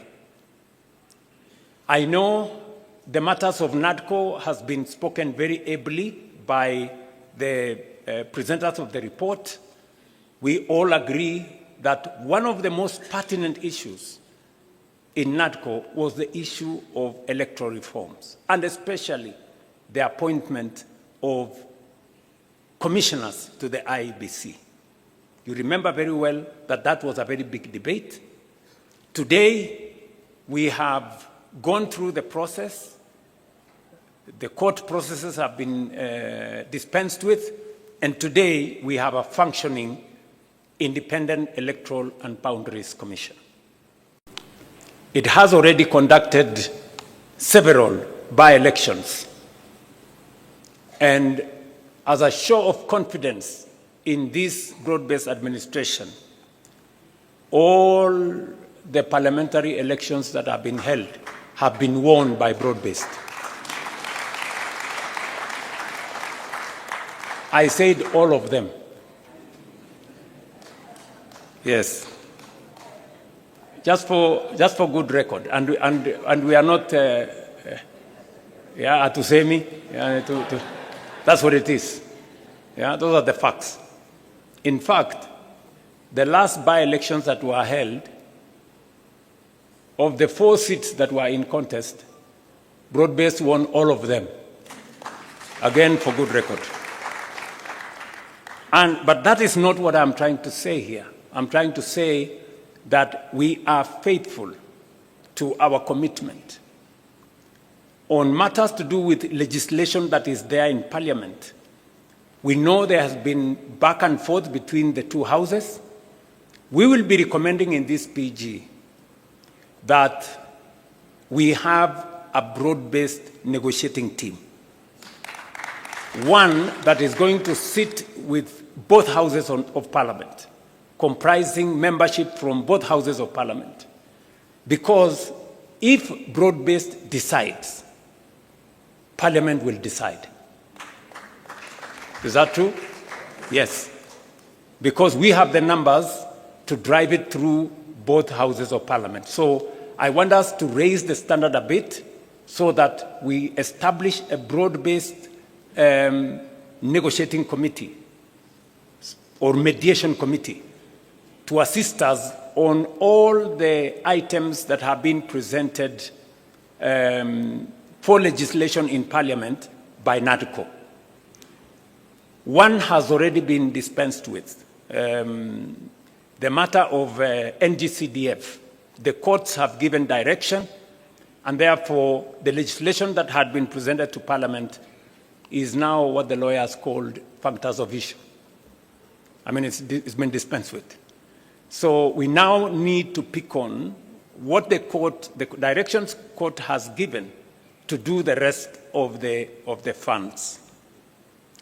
Let me speak specifically to some 6 or 7 critical issues that I have distilled from the report that was presented to us, especially on those 6 or 7 issues. Number one is inclusivity and especially the matter of cost of living. The people of Kenya have spoken with clarity on how they want our country to be much more inclusive and for us to be able to have a society that leaves nobody behind. We have done 5 issues on this subject of inclusivity and cost of living. Number 1, we now have a policy on the marginalized in Kenya. We have provided bursaries for their children. We have provided many other interventions that will assist minorities, people who are perceived to be marginalized, for them to be brought into the bracket and so that they are not left behind. We have deliberately dealt on matters that finally dictate cost of living. And there are 4 matters that dictate cost of living: cost of food, cost of fuel, because it influences our transport, the cost Kenyans pay for healthcare, and the cost Kenyans pay for their children to go to school. We have addressed all the 5 issues. Number 1, on food inflation, on matters to do with food, we have transformed our agricultural sector.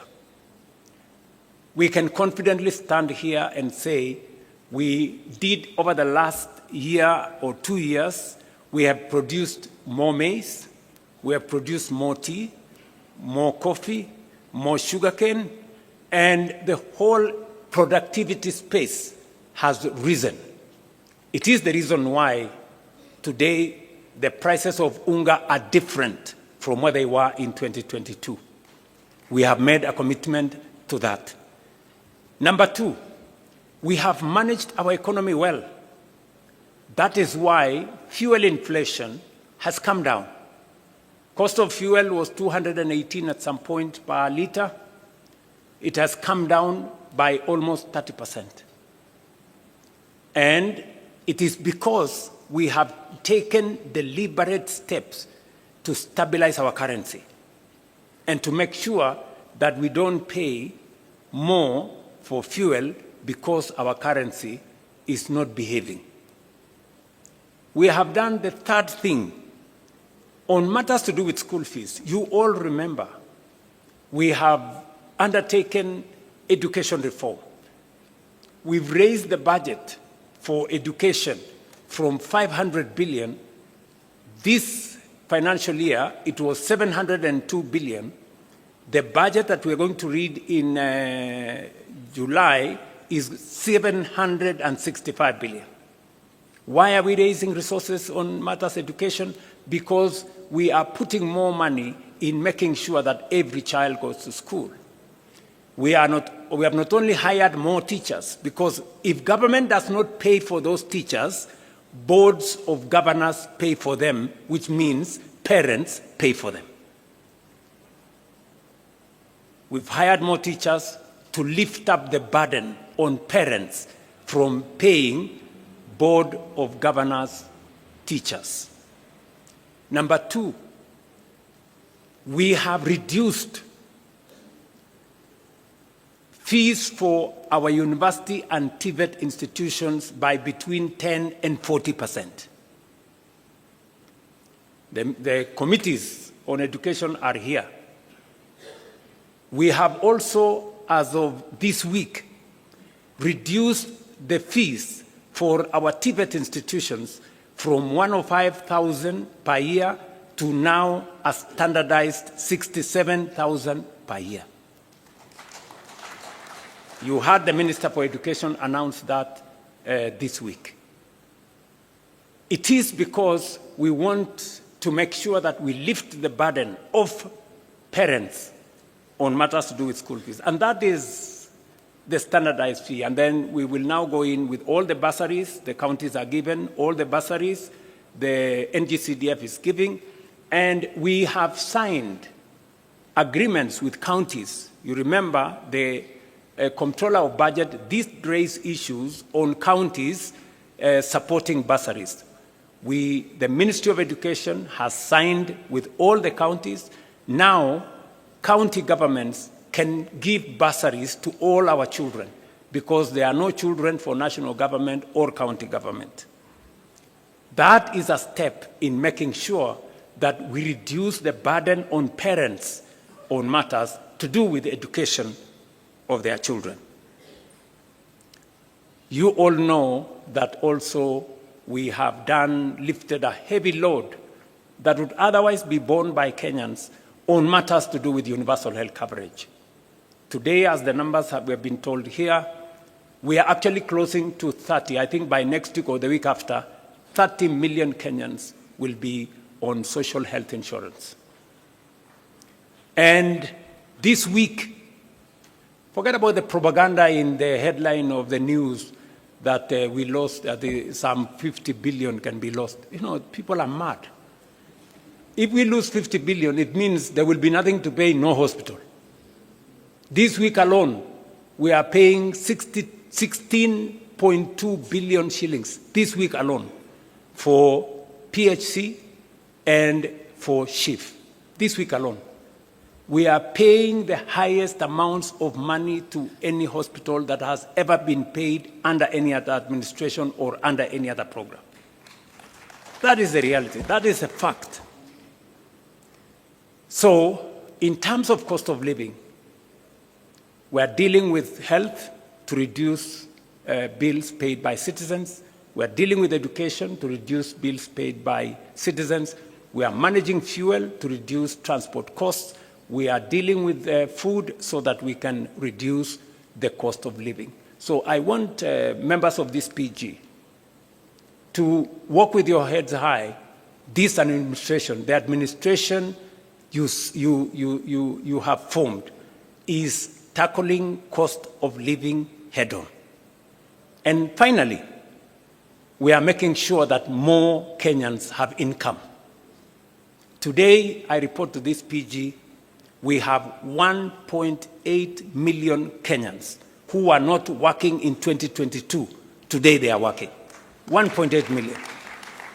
640,000 in our housing program, 540,000 in export of labor, 300,000 in our digital platform.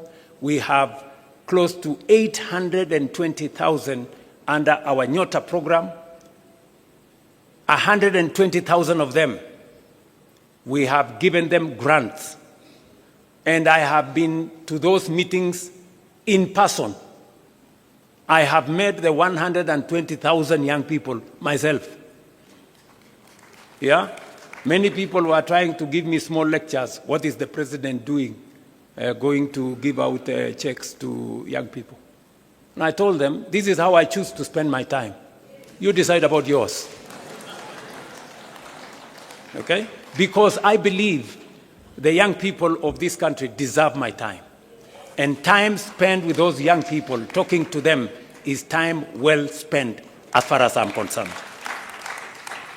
And I have asked the Deputy President and the ministry is concerned to look at opportunities, and we are discussing with our partners to look at opportunities to expand that program. We believe it is a successful program. Many young people have stepped forward, and we believe we can do more and maybe extend that program to close to 2 million young people in Kenya. And in this particular one, we made a deliberate, intentional decision that this is going to be young people between the ages of 18 and 29, because that is where the heaviest load of our young people are. So, cost of living. For those of you who are taking notes, and I suggest you do, because I see some other people, they cannot explain themselves. We've dealt with food inflation. We've dealt with fuel inflation. We have dealt with inflation that comes from Kenyan spending on education. We spend with the transport costs. You don't hear matatus hiking costs because the cost of fuel has gone up. We have dealt with more Kenyans that are working today. That is dealing with cost of living head-on. And that is what we are doing, together with you guys. Devolution is a principle we committed ourselves.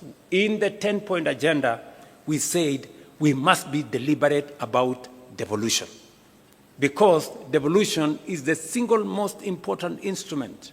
In fact, it is the heart of the new constitution, making sure that resources and the power to decide on those resources goes to the grassroots. What have we done on devolution ever since we agreed on this 10-point agenda? Number one, we committed that we are going to increase the shareable revenue. Last year, we increased 30 billion from 385 to 415 billion. This year, we are going to increase from 415 billion by another 35 billion to 450 billion. That is the commitment we made to ourselves that we would do. Number two, in the past, disbursements to devolved units would go, and by the way, I'm talking about shareable revenue. I'm not talking about all the resources that go to the counties. Aside from the 415 billion that's going to counties, we have another 70 billion that is going to counties. That is close to half a trillion to the counties. We might be asking a few questions to our governors. Yeah? So next year, definitely, when we do the 450 shareable revenue, we will be going towards 550 billion. We'll have crossed the half a trillion line on resources going to our counties. Number two, and so that before Anyang' Nyong'o tells us we do more, yeah? and we are going to do more. In the past, money meant for devolution, some of it would be carried over to the next year because not all the monies were disbursed. I stand here today. For the last 2 years, we have not carried over a single cent. We have paid all the monies for devolution. At the end of the year, we made sure that we didn't cross over with any. That is going to be the same this year. We will not carry over any resources. We will pay money meant for devolution to devolution. The yearly commitment will be met. Number three, in order to enhance the efficiency of devolution, especially the efficiency of accountability, we made a commitment under the 10-point agenda that we are going to support the county assemblies to be autonomous and independent so that they can carry out their oversight role properly. Parliament, both houses, did agree with us. They brought the bill to me. I signed the bill, and from this June, in the next budget, county assemblies will have their own independent budgets. They will no longer need to make friends with the county governments or to be friends of governors for them to get their resources. They can then, hopefully, we are going to be expecting of the county assemblies to exercise their oversight mandate much more robustly, because now they will not have excuses that in case they are too tough on the governors, they may lack the resources for their county assemblies. That will now be a thing of the past. And then number four, on devolution again, we realize that just as we have the national administration, the county assemblies, members of county assemblies and governors have no pension. And we have made the strategic decision that the bill that was there in Parliament, which in my opinion has serious challenges, it is my position that we now agree in this PG, that it is only fair governors and members of the county assembly are elected leaders like us. The same way we have pension, it's only right that they have pension. We all agree on the principle of contribution. The same way we contribute pension, they too, and I don't think they have a problem contributing to the pension. So it is my request to this assembly that we change the law that currently is in Parliament so that we include governors and we make sure that that pensions bill is contributory. Yesterday, I did sign into law the pension benefits for judges. I don't think we should leave our governors and county assembly members behind. So those are the 4 fundamental things that I wanted to say on matters to do with enhancing, supporting, and integrating devolution into our governance system. Finally, now that the court has pronounced itself on the matter of CDF, it is my belief that the bill on ward fund that currently is in Parliament should now be fashioned along the recommendation that has been made by the court and fast-track it so that our county assemblies can equally have a legal framework to guide on matters to do with ward fund. And I don't think this great assembly of PG has any problem with that. Do we really have a problem with that? Very good. So I think that will be the next thing we are going to do. And I appreciate that many governors have already implemented the ward fund even without this legislation.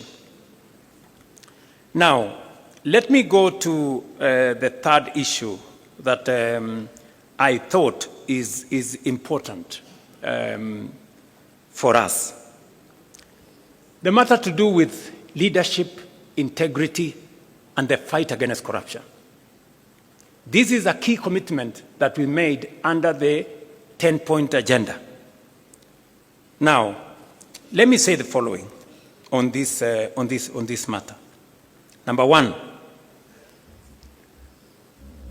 as part of our commitment to leadership, integrity, and the fight against corruption, you know very well we had a candid conversation on holding ourselves as leaders to the highest standard of integrity. You remember, members here, I don't want to remind you, but you remember we had a difficult decision. We had a difficult conversation, right, on that matter. It is because we chose ourselves, these members, we chose that we need to raise the bar. And I want to thank members of Parliament here. You passed the conflict of interest bill, which I signed into law. If there is a demonstration of leaders sitting here that they want to be held to the highest standard of integrity, it is your passing of the conflict of interest bill. Today, it is law in Kenya. And I want to congratulate both houses for stepping up and measuring up to the yardstick of integrity. Number two, we have taken the deliberate decision that to eliminate corruption, to remove inefficiency, we must digitize all government services. Today, from 320 government services in 2022, we have 30,000 government services digitized. That has significantly eliminated bottlenecks. eCitizen today collects more than 1 billion shillings every day. It is a platform that is traceable. It is a platform that's accountable. The old system where people were paying cash and paying through checks and paying through corners and paying through pay bills, we have stopped. And today, if you pay on eCitizen, you don't need a receipt because it is traceable from who paid, for what service, to what account. We have digitized government services as part of our commitment to eliminating corruption. Number two, I did sign into law, June last year, the money laundering and anti-terrorism financing law. Again, as our commitment as an administration and as a country to transparency, to accountability, that illicit flow of money does not find its way into Kenya. As I speak to you, we also undertook three significant steps as a means of accountability and reducing on corruption. Professor Anyang' Nyong'o, who was in our treasury, will tell you we have been struggling for the last almost 20 years to do what we called single treasury account. It has never happened. It has happened this year. We have been struggling to do what we call zero-based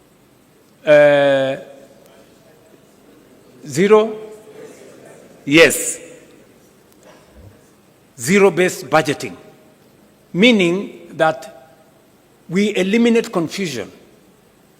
There was an element where people were saying corruption is budgeted. This time round, we are introducing greater accountability on budgeting to make sure that for every budget, every year we bring it to zero. We know what was achieved, what was not achieved, and then we plan again. So those two, and then finally, we are undertaking the e-government procurement. We know it has caused difficulties. It has not been easy. But it has not been easy because those people who are used to manipulating things and tenders and what have really fought this matter. We agreed on EGP like 8 years ago. I think it was 2020. It has been in the books. It has never been implemented. We have implemented it this year.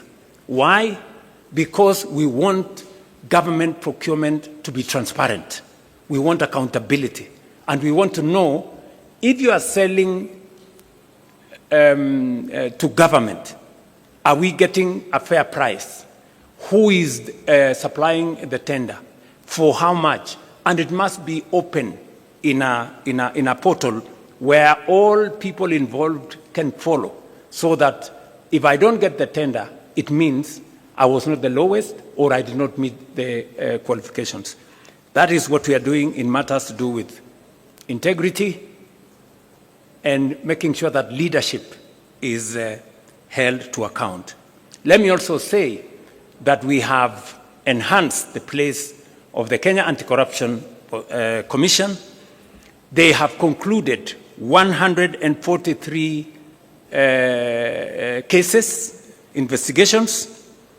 They have already obtained in the last 3 years 86 convictions. And because we have always been told convictions is a challenge, we have achieved 86 convictions, and especially we have enhanced their capacity to seize assets. We've already obtained assets of 9.8 billion, which have now come back to government, and we are pursuing assets worth 22 billion, assets that were obtained by corrupt means.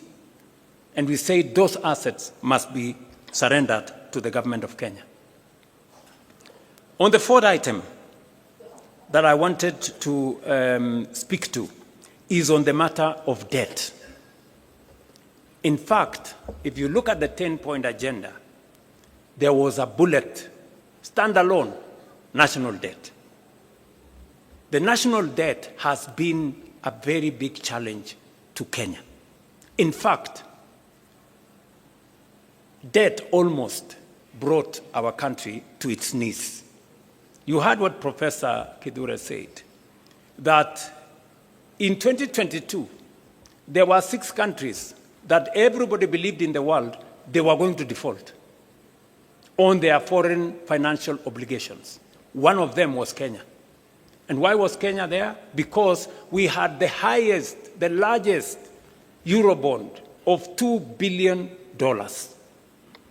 And I remember my good friend John Buddy saying, I mean, this debt was there, everybody knew it was coming up, and nobody was doing something about it. You know, we were just waiting. And so the first thing when we came into office, we said we can't. This country cannot default because many people don't understand the consequences of a country defaulting on its foreign obligations. It just turns your economy into something else. Just look at what happened in one of our neighboring countries. I don't want to mention names. When they defaulted, their currency was devalued by 100%. Just imagine Kenya's currency moving from 120 to 240. Would we have a country left here? And you know, there were very many people who were persuaded that the Kenya currency was going to go to 200. In fact, I remember speaking to one of the bankers, who is no longer my friend, because he was among the people who, you know, imagined, they were already piling up dollars, because they imagined that when it gets to 200, they will make a killing. Unfortunately for them, they had to make losses because the 200 shilling dollar did not happen.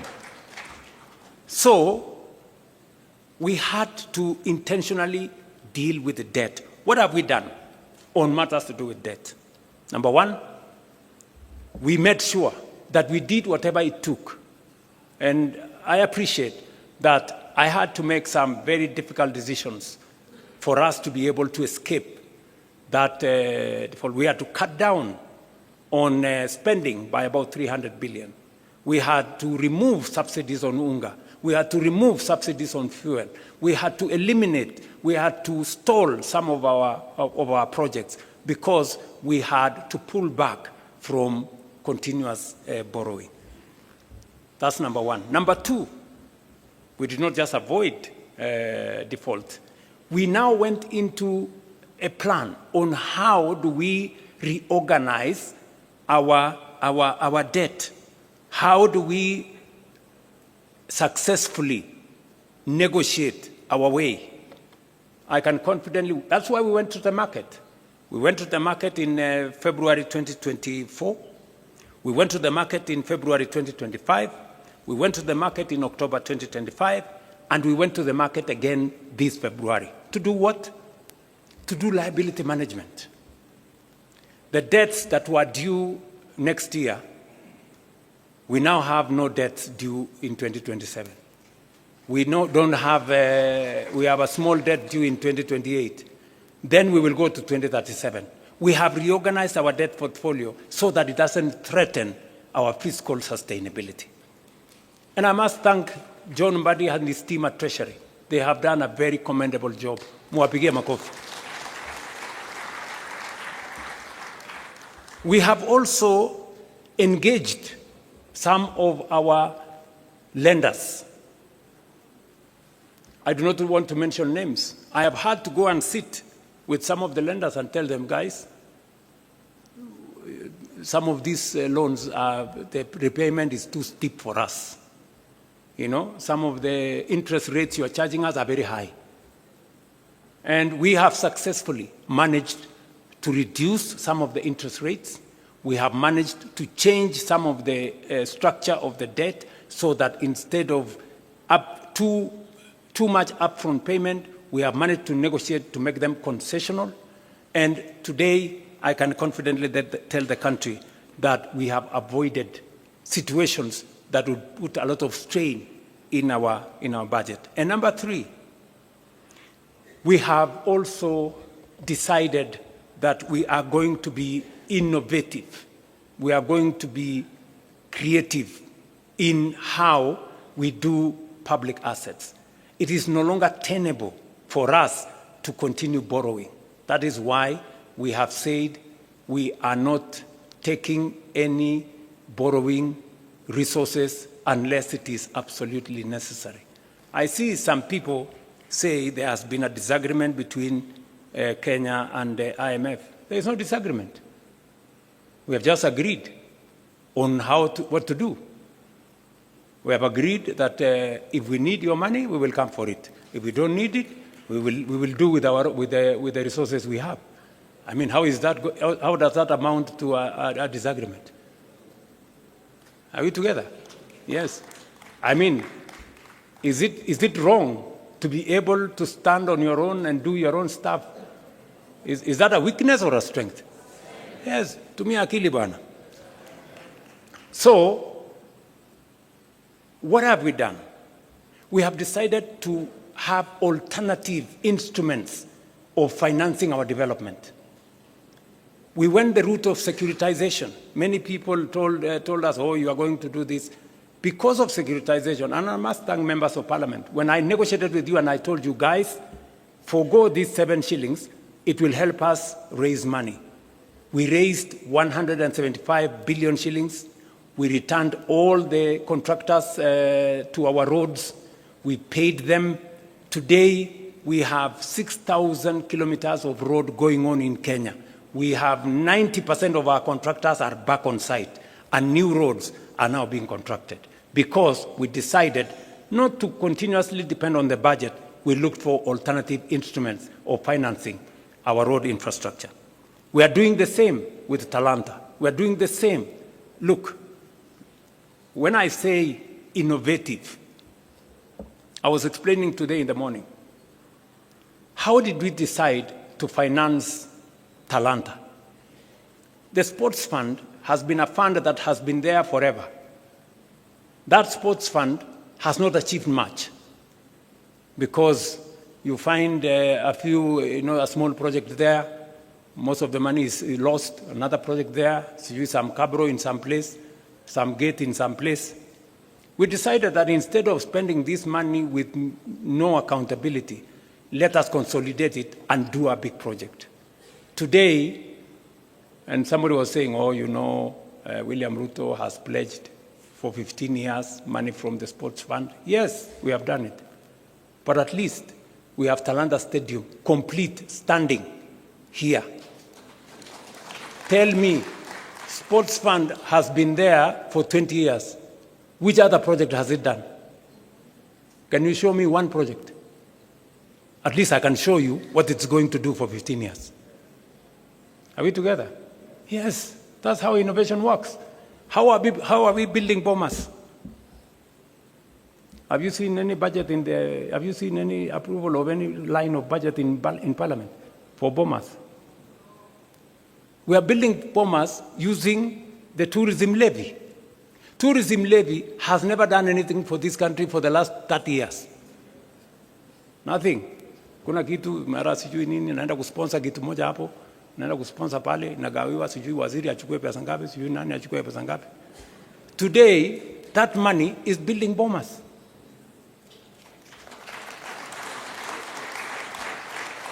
Friends, that is how thinking out of the box looks like. Kwani mlikuwa mnafikiri thinking out of the box ni kufanya kitu gani?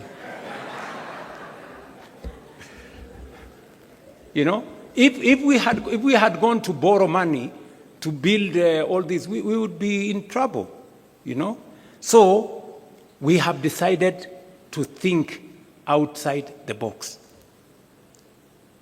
Securitization. We are discussing today proceeds from some of our mature assets. When we discussed about selling a stake in Kenya Pipeline, many people said, you want to sell the family jewel, or you want to sell this.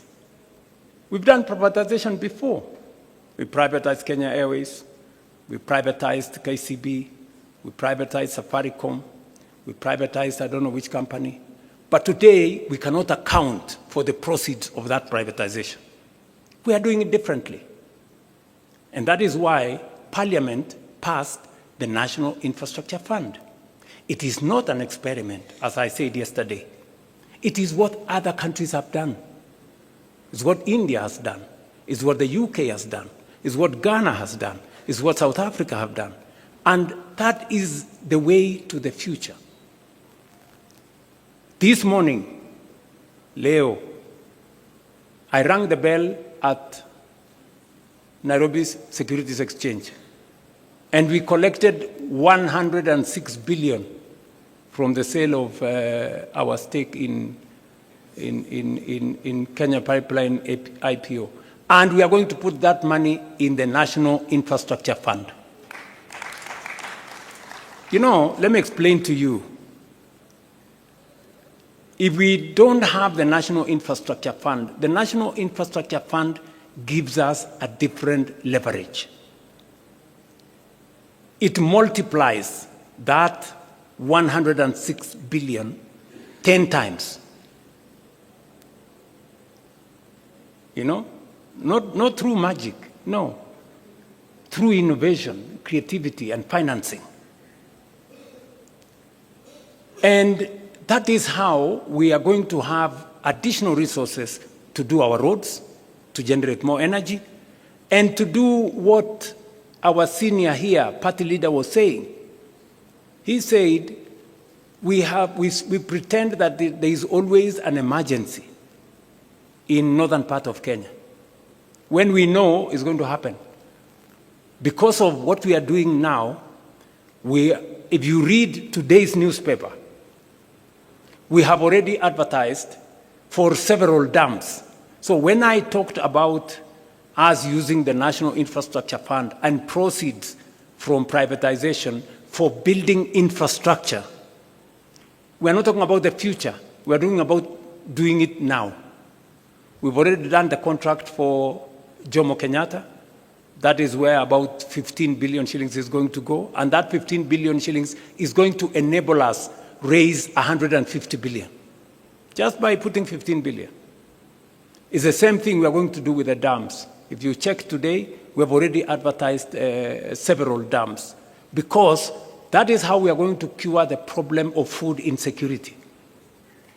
Water harvesting, water storage, irrigation. That's how we are going to eliminate the shame of hunger in our republic. And we are beginning that journey today. Many people were asking themselves, will the National Infrastructure Fund be accountable? I want to tell you, yes, it's going to be accountable. It's going to be accountable to Parliament. It's going to be audited by the Auditor General. It's going to engage Cabinet. And we are going to make sure that no shilling of that money is going to go anywhere except for productive national infrastructure. I will be appointing the board tomorrow. The governing council tomorrow. Then they will be the one to competitively recruit the board, because we want to inject transparency into that space. I was saying this in reference to debt, how we are dealing with debt, and how we want to make debt not a threat to the Republic of Kenya. Number one, we have negotiated with our lenders. Number two, we have rearranged, using liability management, the debt portfolio. Number three, we are using different mechanisms to raise revenues for matters to do with the public infrastructure development. We are using private-public partnership. Finally, the Rironi-Mau Summit Road, we are not even investing money from the public. That is being built using private-public partnership. And that is how we are going to grow our country without putting too much burden on citizens on taxation or over borrowing from everywhere. So, national debt. So if anybody was doubting the commitment of the broad-based government or our commitment to the 10-point agenda, I have explained with clarity what we are doing, because we set up this exam ourselves. We wanted the highest standard for ourselves so that we can serve the Kenya people better. Let me go finally to one more issue, and that is the issue of which was peaceful assembly and making sure that the victims of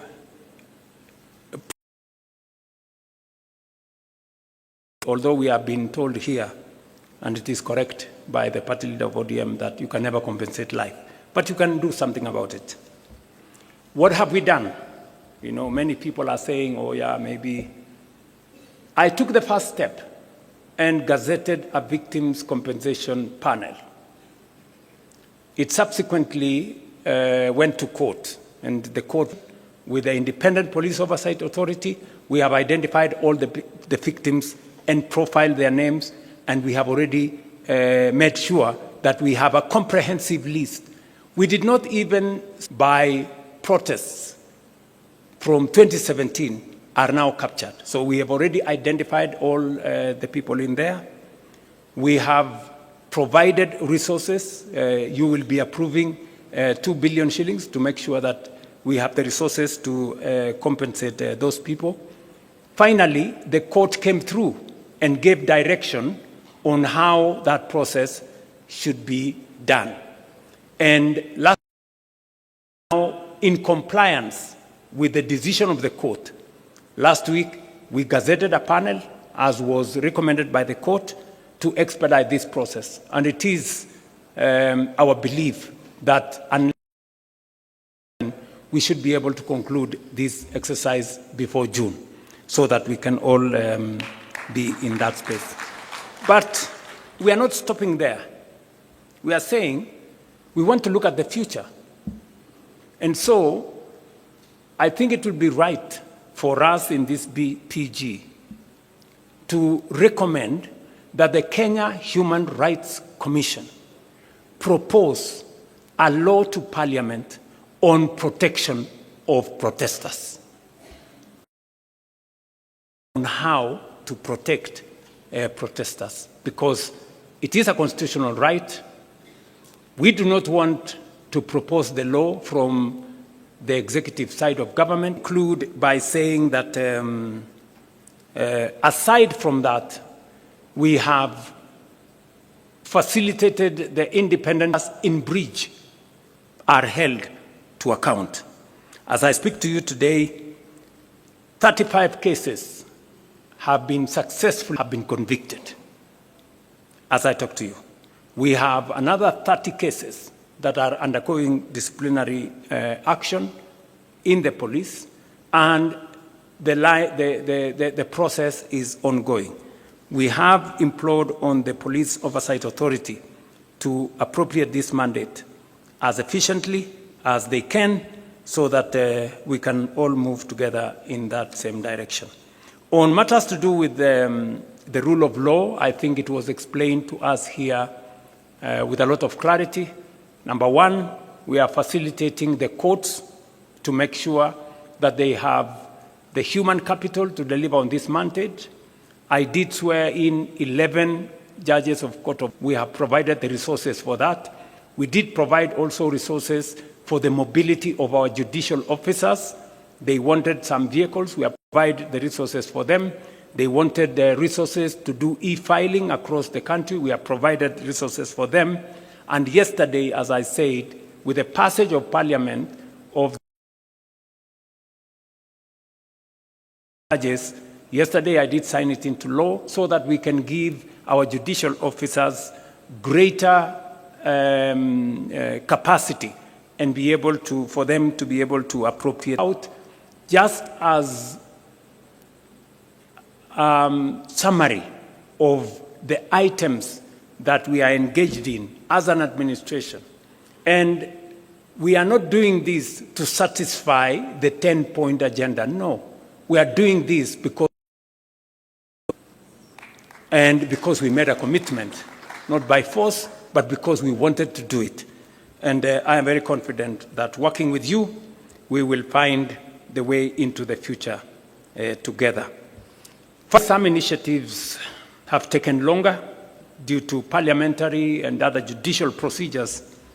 We must now accelerate the passage of the laws that are there in Parliament. And I do fast track whatever is remaining of the 10-point agenda.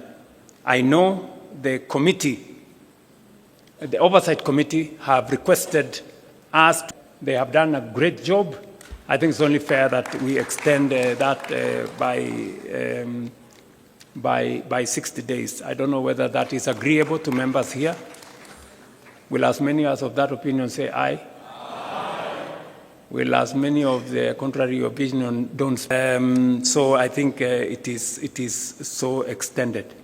And finally, I want to secure your concurrence that we ask the leadership of Parliament to, do we agree that we establish a broad-based mediation committee?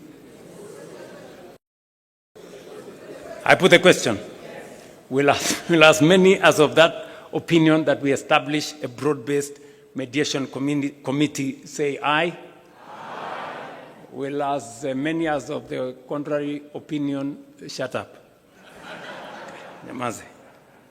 Okay, so I think that is that. And finally, I want to request that with where we have reached, I don't know whether this is the right point for us to say this, where we have reached in the consultation. I will maybe want to ask the leadership to come and read for us the summary of what we have achieved. But let me say the following, because following consultations between the party leader of ODM and myself, on behalf of all of us, the UDA Management Committee did endorse that we begin consultation. It was also approved by the National Executive Committee of UDA, and it was also approved by the National Governing Council of UDA. The same happened for ODM. There was, I think, a meeting of the Management Committee of ODM, NEC, and also the other organs. It is my proposal that this PG endorses what was agreed in the organs of ODM and in the organ as endorsed by this joint parliamentary group. I don't know whether that is a good place for me to put a question. I therefore put a question that as many as of the opinion that they agree with the decisions of the organs of ODM and the organs of UDA, the process of engagement between our two formations, as many as of those who agree with the decisions of the organs of the, as many as of a contrary opinion say something? Nothing. Okay, they said nothing. The ayes have it. I don't know whether there is another matter. Yes, there is a final matter. Just hold on, Chair. Matter that it is my request and that of the party leader of ODM that as a way of now progressing our consultations in line with the authority given to us by the organs of the party, that this PG endorses the formation of a technical committee to now take the process forward of 4 members from ODM and 4 members from UDA to craft for the party leader of ODM and myself the future as recommended by the party organs of the two formations. And we want to ask this PG to agree that we form a technical committee of 4 members each from UDA and ODM to take this process forward. As many as of that opinion say aye. Many as of a contrary opinion, if they want to say something. They have nothing to say. Okay. The ayes have it. Okay, it is. I think for good record, we should say the ayes have it. I did secure his concurrence that I undertake this exercise. So I want to say thank you very much. I now the other processes to the rest of the people. Yes, yes? You want to say something? Are you sure you want to say something?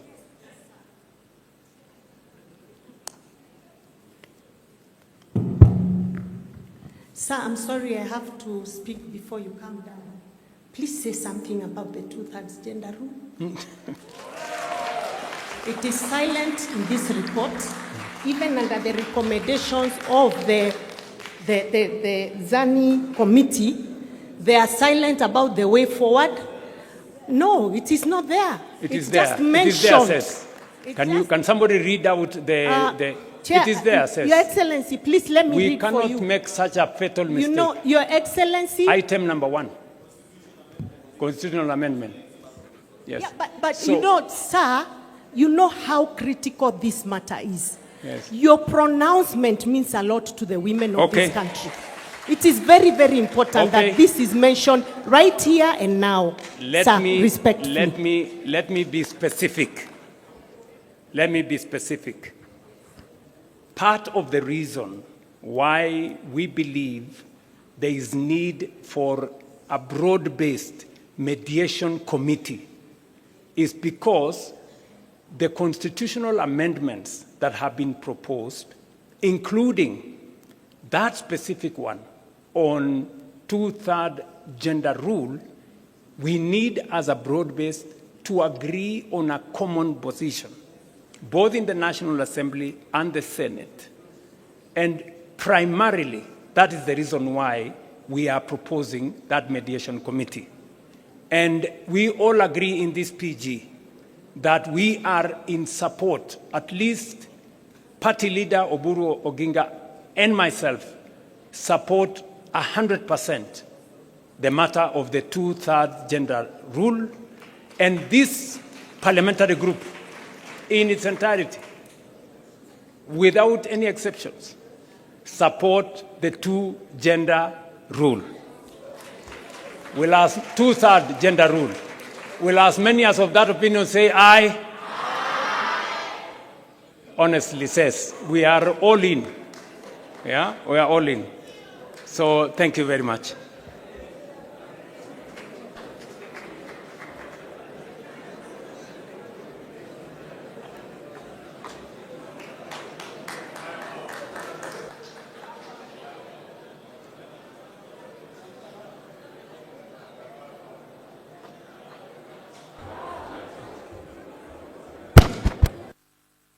I think His Excellency the President has allowed us to sit down, those who can sit. Ni fire, see fire. Ni power, see power. Fire, power. Now, we've run out of time. We will very quickly conclude by acknowledging Your Excellency. In this meeting, we have had the attendance of 137 National Assembly members of UDA and 68 from ODM. 137, from UDA and its affiliates in Kenya Kwanza, and 68 from ODM, total 205. Members of the Senate from Kenya Kwanza, 22, and 38 from ODM, total 60. Iala members, 3 from UDA and none from ODM. I don't know where the ODM Iala brigade is. The total numbers, National Assembly, 162. And from National Assembly, 106 from Senate, total, both houses, 268. Your Excellency, we also have Excellency governors, maybe those who are still here. I see Waigoro, Sakaja, Mungaro, Mtutu, Governor of Lamu. I see Some of them have left, and the chair of the Council of Governors is also present. Your Excellency, because of time, you have had very clearly two major presentations. One, our scorecard as broad-based government. Two, our progress on this long-term issue about the 10-point agenda. Our two leaders have spoken, UDA-ODM. So really, unless there is something, maybe a comment or two, we can take them. And after that, I'll invite the House leadership of the two houses to come and flank those who will read the resolutions on behalf of the joint PG. And in the next 3-4 minutes, we can be out of here. Yes, Honorable Luoch, quickly. Honorable Luoch. Thank you, Your Yes. Excellency. Thank you, the Vice President, the Deputy President. I have only two comments to make, one by way of way forward. The main issue that I want to say is the communication that comes out of here must be clear and succinct in terms of what the 10-point agenda has achieved. Correct. And I think His Excellency, the President, has properly captured this. Yes. Much more than I see on this report, and not because they have done a bad job. I think we must recall this document and capture what the President has said in terms of what has been achieved, so that what goes out to the public captures both what the President has said and what the committee work has done, so that we don't give any room for miscommunication. My second and last point on the issue of governance and the rule of law is to provide for a consideration on how we can strengthen political parties and continue to fund political parties as per the law required. Thank you, Your Excellency. Good job. Can we take a position on that? He thinks the President's explanation has been a little more... Yes. We can do an executive summary and release a dispatch maybe later today. Not immediately now. Release a dispatch on the 10-point agenda in a more comprehensive manner. So members of the press, you will have to wait until later in the day for that dispatch to be issued. And also the funding of political parties, I think we are in concurrence. Will as many of that opinion say aye? Aye. Will as many of contrary opinion say nay? The ayes have it. Right? Other than that, any other comment? I think that was a very good input. I think we are good. Please, House leaders. One more from a lady member there. The last one. Yes. A point of correction. Yes. Talanta Stadium is now Raila Amolo Odinga Stadium. Thank you. That should also be reflected for the record. Corrected, please. Thank you. Thank you very much. Now, I think this is a good position to end because of the pressure of the parliamentary time this afternoon. Thank you very much, the leaders of both houses of parliament, both from the UDA and ODM side. We appreciate your giving us an opportunity to assist in the running of the affairs of this meeting. I now invite the leaders of both houses of parliament from both sides, UDA, ODM, to step forward and we'll get the resolutions read. After that, Gitonga, you will call for the national anthem. We conclude the meeting. Thank you. Thank you, DP. We'll ask Honorable Soro, Millie Odhiambo, if you're in the House, please step forward, and the two SGs.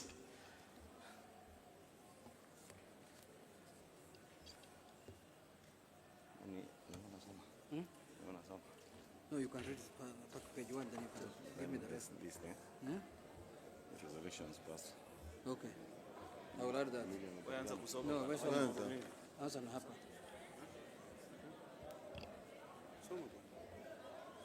SG.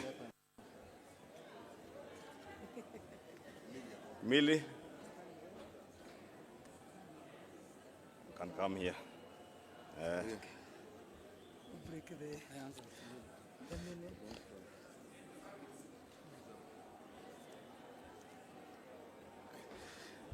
Your Excellency, if you allow me to also acknowledge among us those members who are here, we also have our partners and friends from Jubilee Party who are not part of ODM or Kenya Kwanza and are here, and we truly appreciate them for joining us.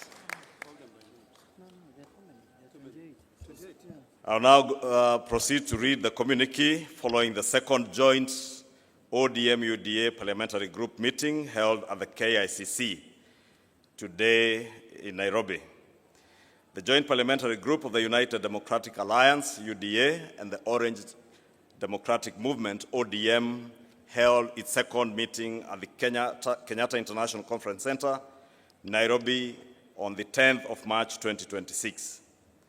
The meeting has reviewed progress made in the implementation of the broad-based government agenda over the past year and received a report from the Oversight Committee on the status of the 10-point agenda agreed upon under the Memorandum of Understanding between the two parties. The joint PG noted with satisfaction that approximately 80% of the agreed commitments have been implemented. The meeting reaffirmed that the Memorandum of Understanding between UDA and ODM is anchored on a 10-point agenda drawn largely from the recommendations of the National Dialogue Committee, NADCO, addressing key national priorities, including electoral reforms, the cost of living, governance, economic stability, and institutional reforms.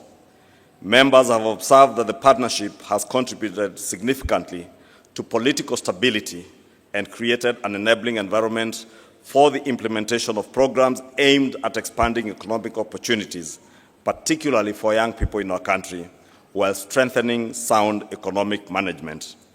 The meeting further noted progress made in stabilizing the economy and addressing the cost of living through measures including reduced inflation, the continuous fertilizer subsidies program that is supporting farmers across the nation, expanded health care and health coverage under the Social Health Authority, strengthened anti-corruption measures, and the revival of the stalled road projects through the securitization of the Road Maintenance Levy Fund. I want to invite Honorable Junet to continue.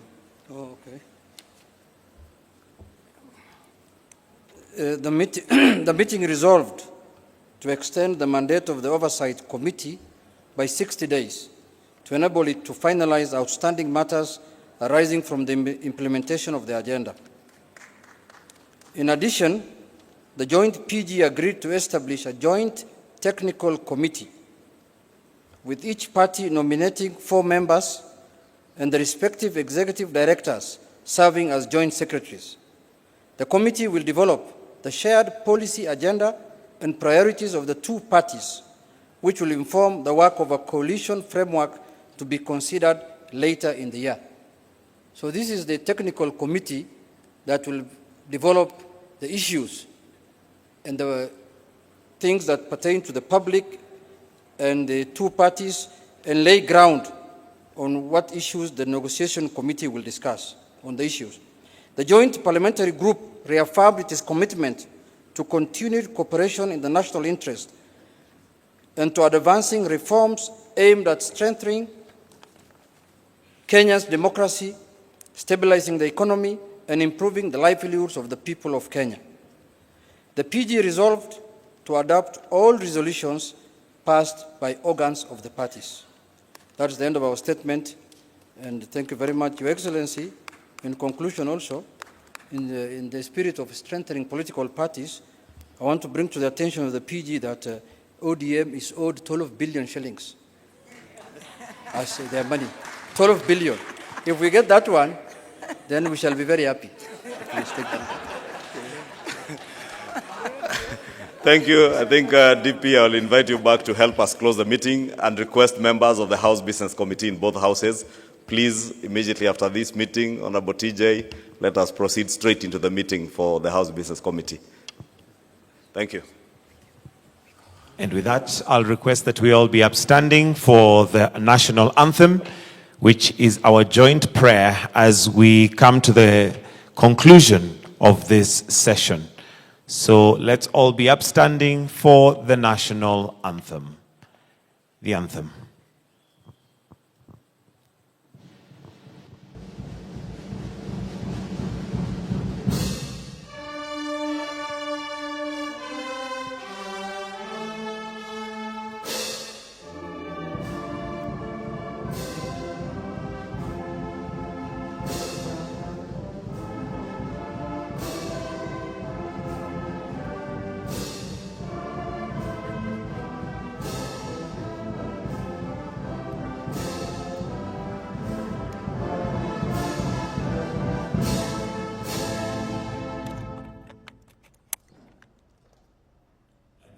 Will now allow His Excellency to depart and leave at his own pleasure. Do have yourselves a wonderful afternoon. Thank you.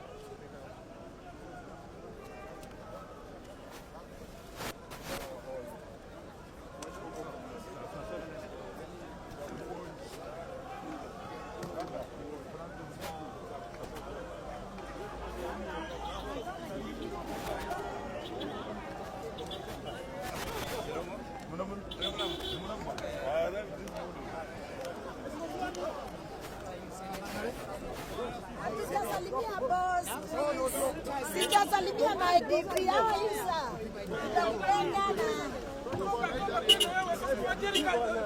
Songa, songa, songa.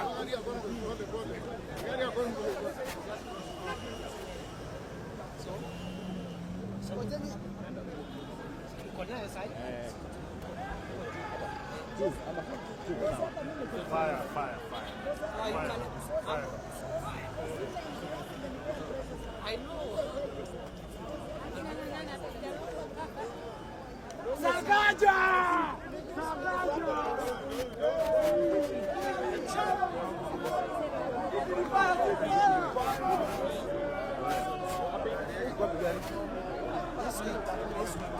Fire, see fire! Fire, see fire!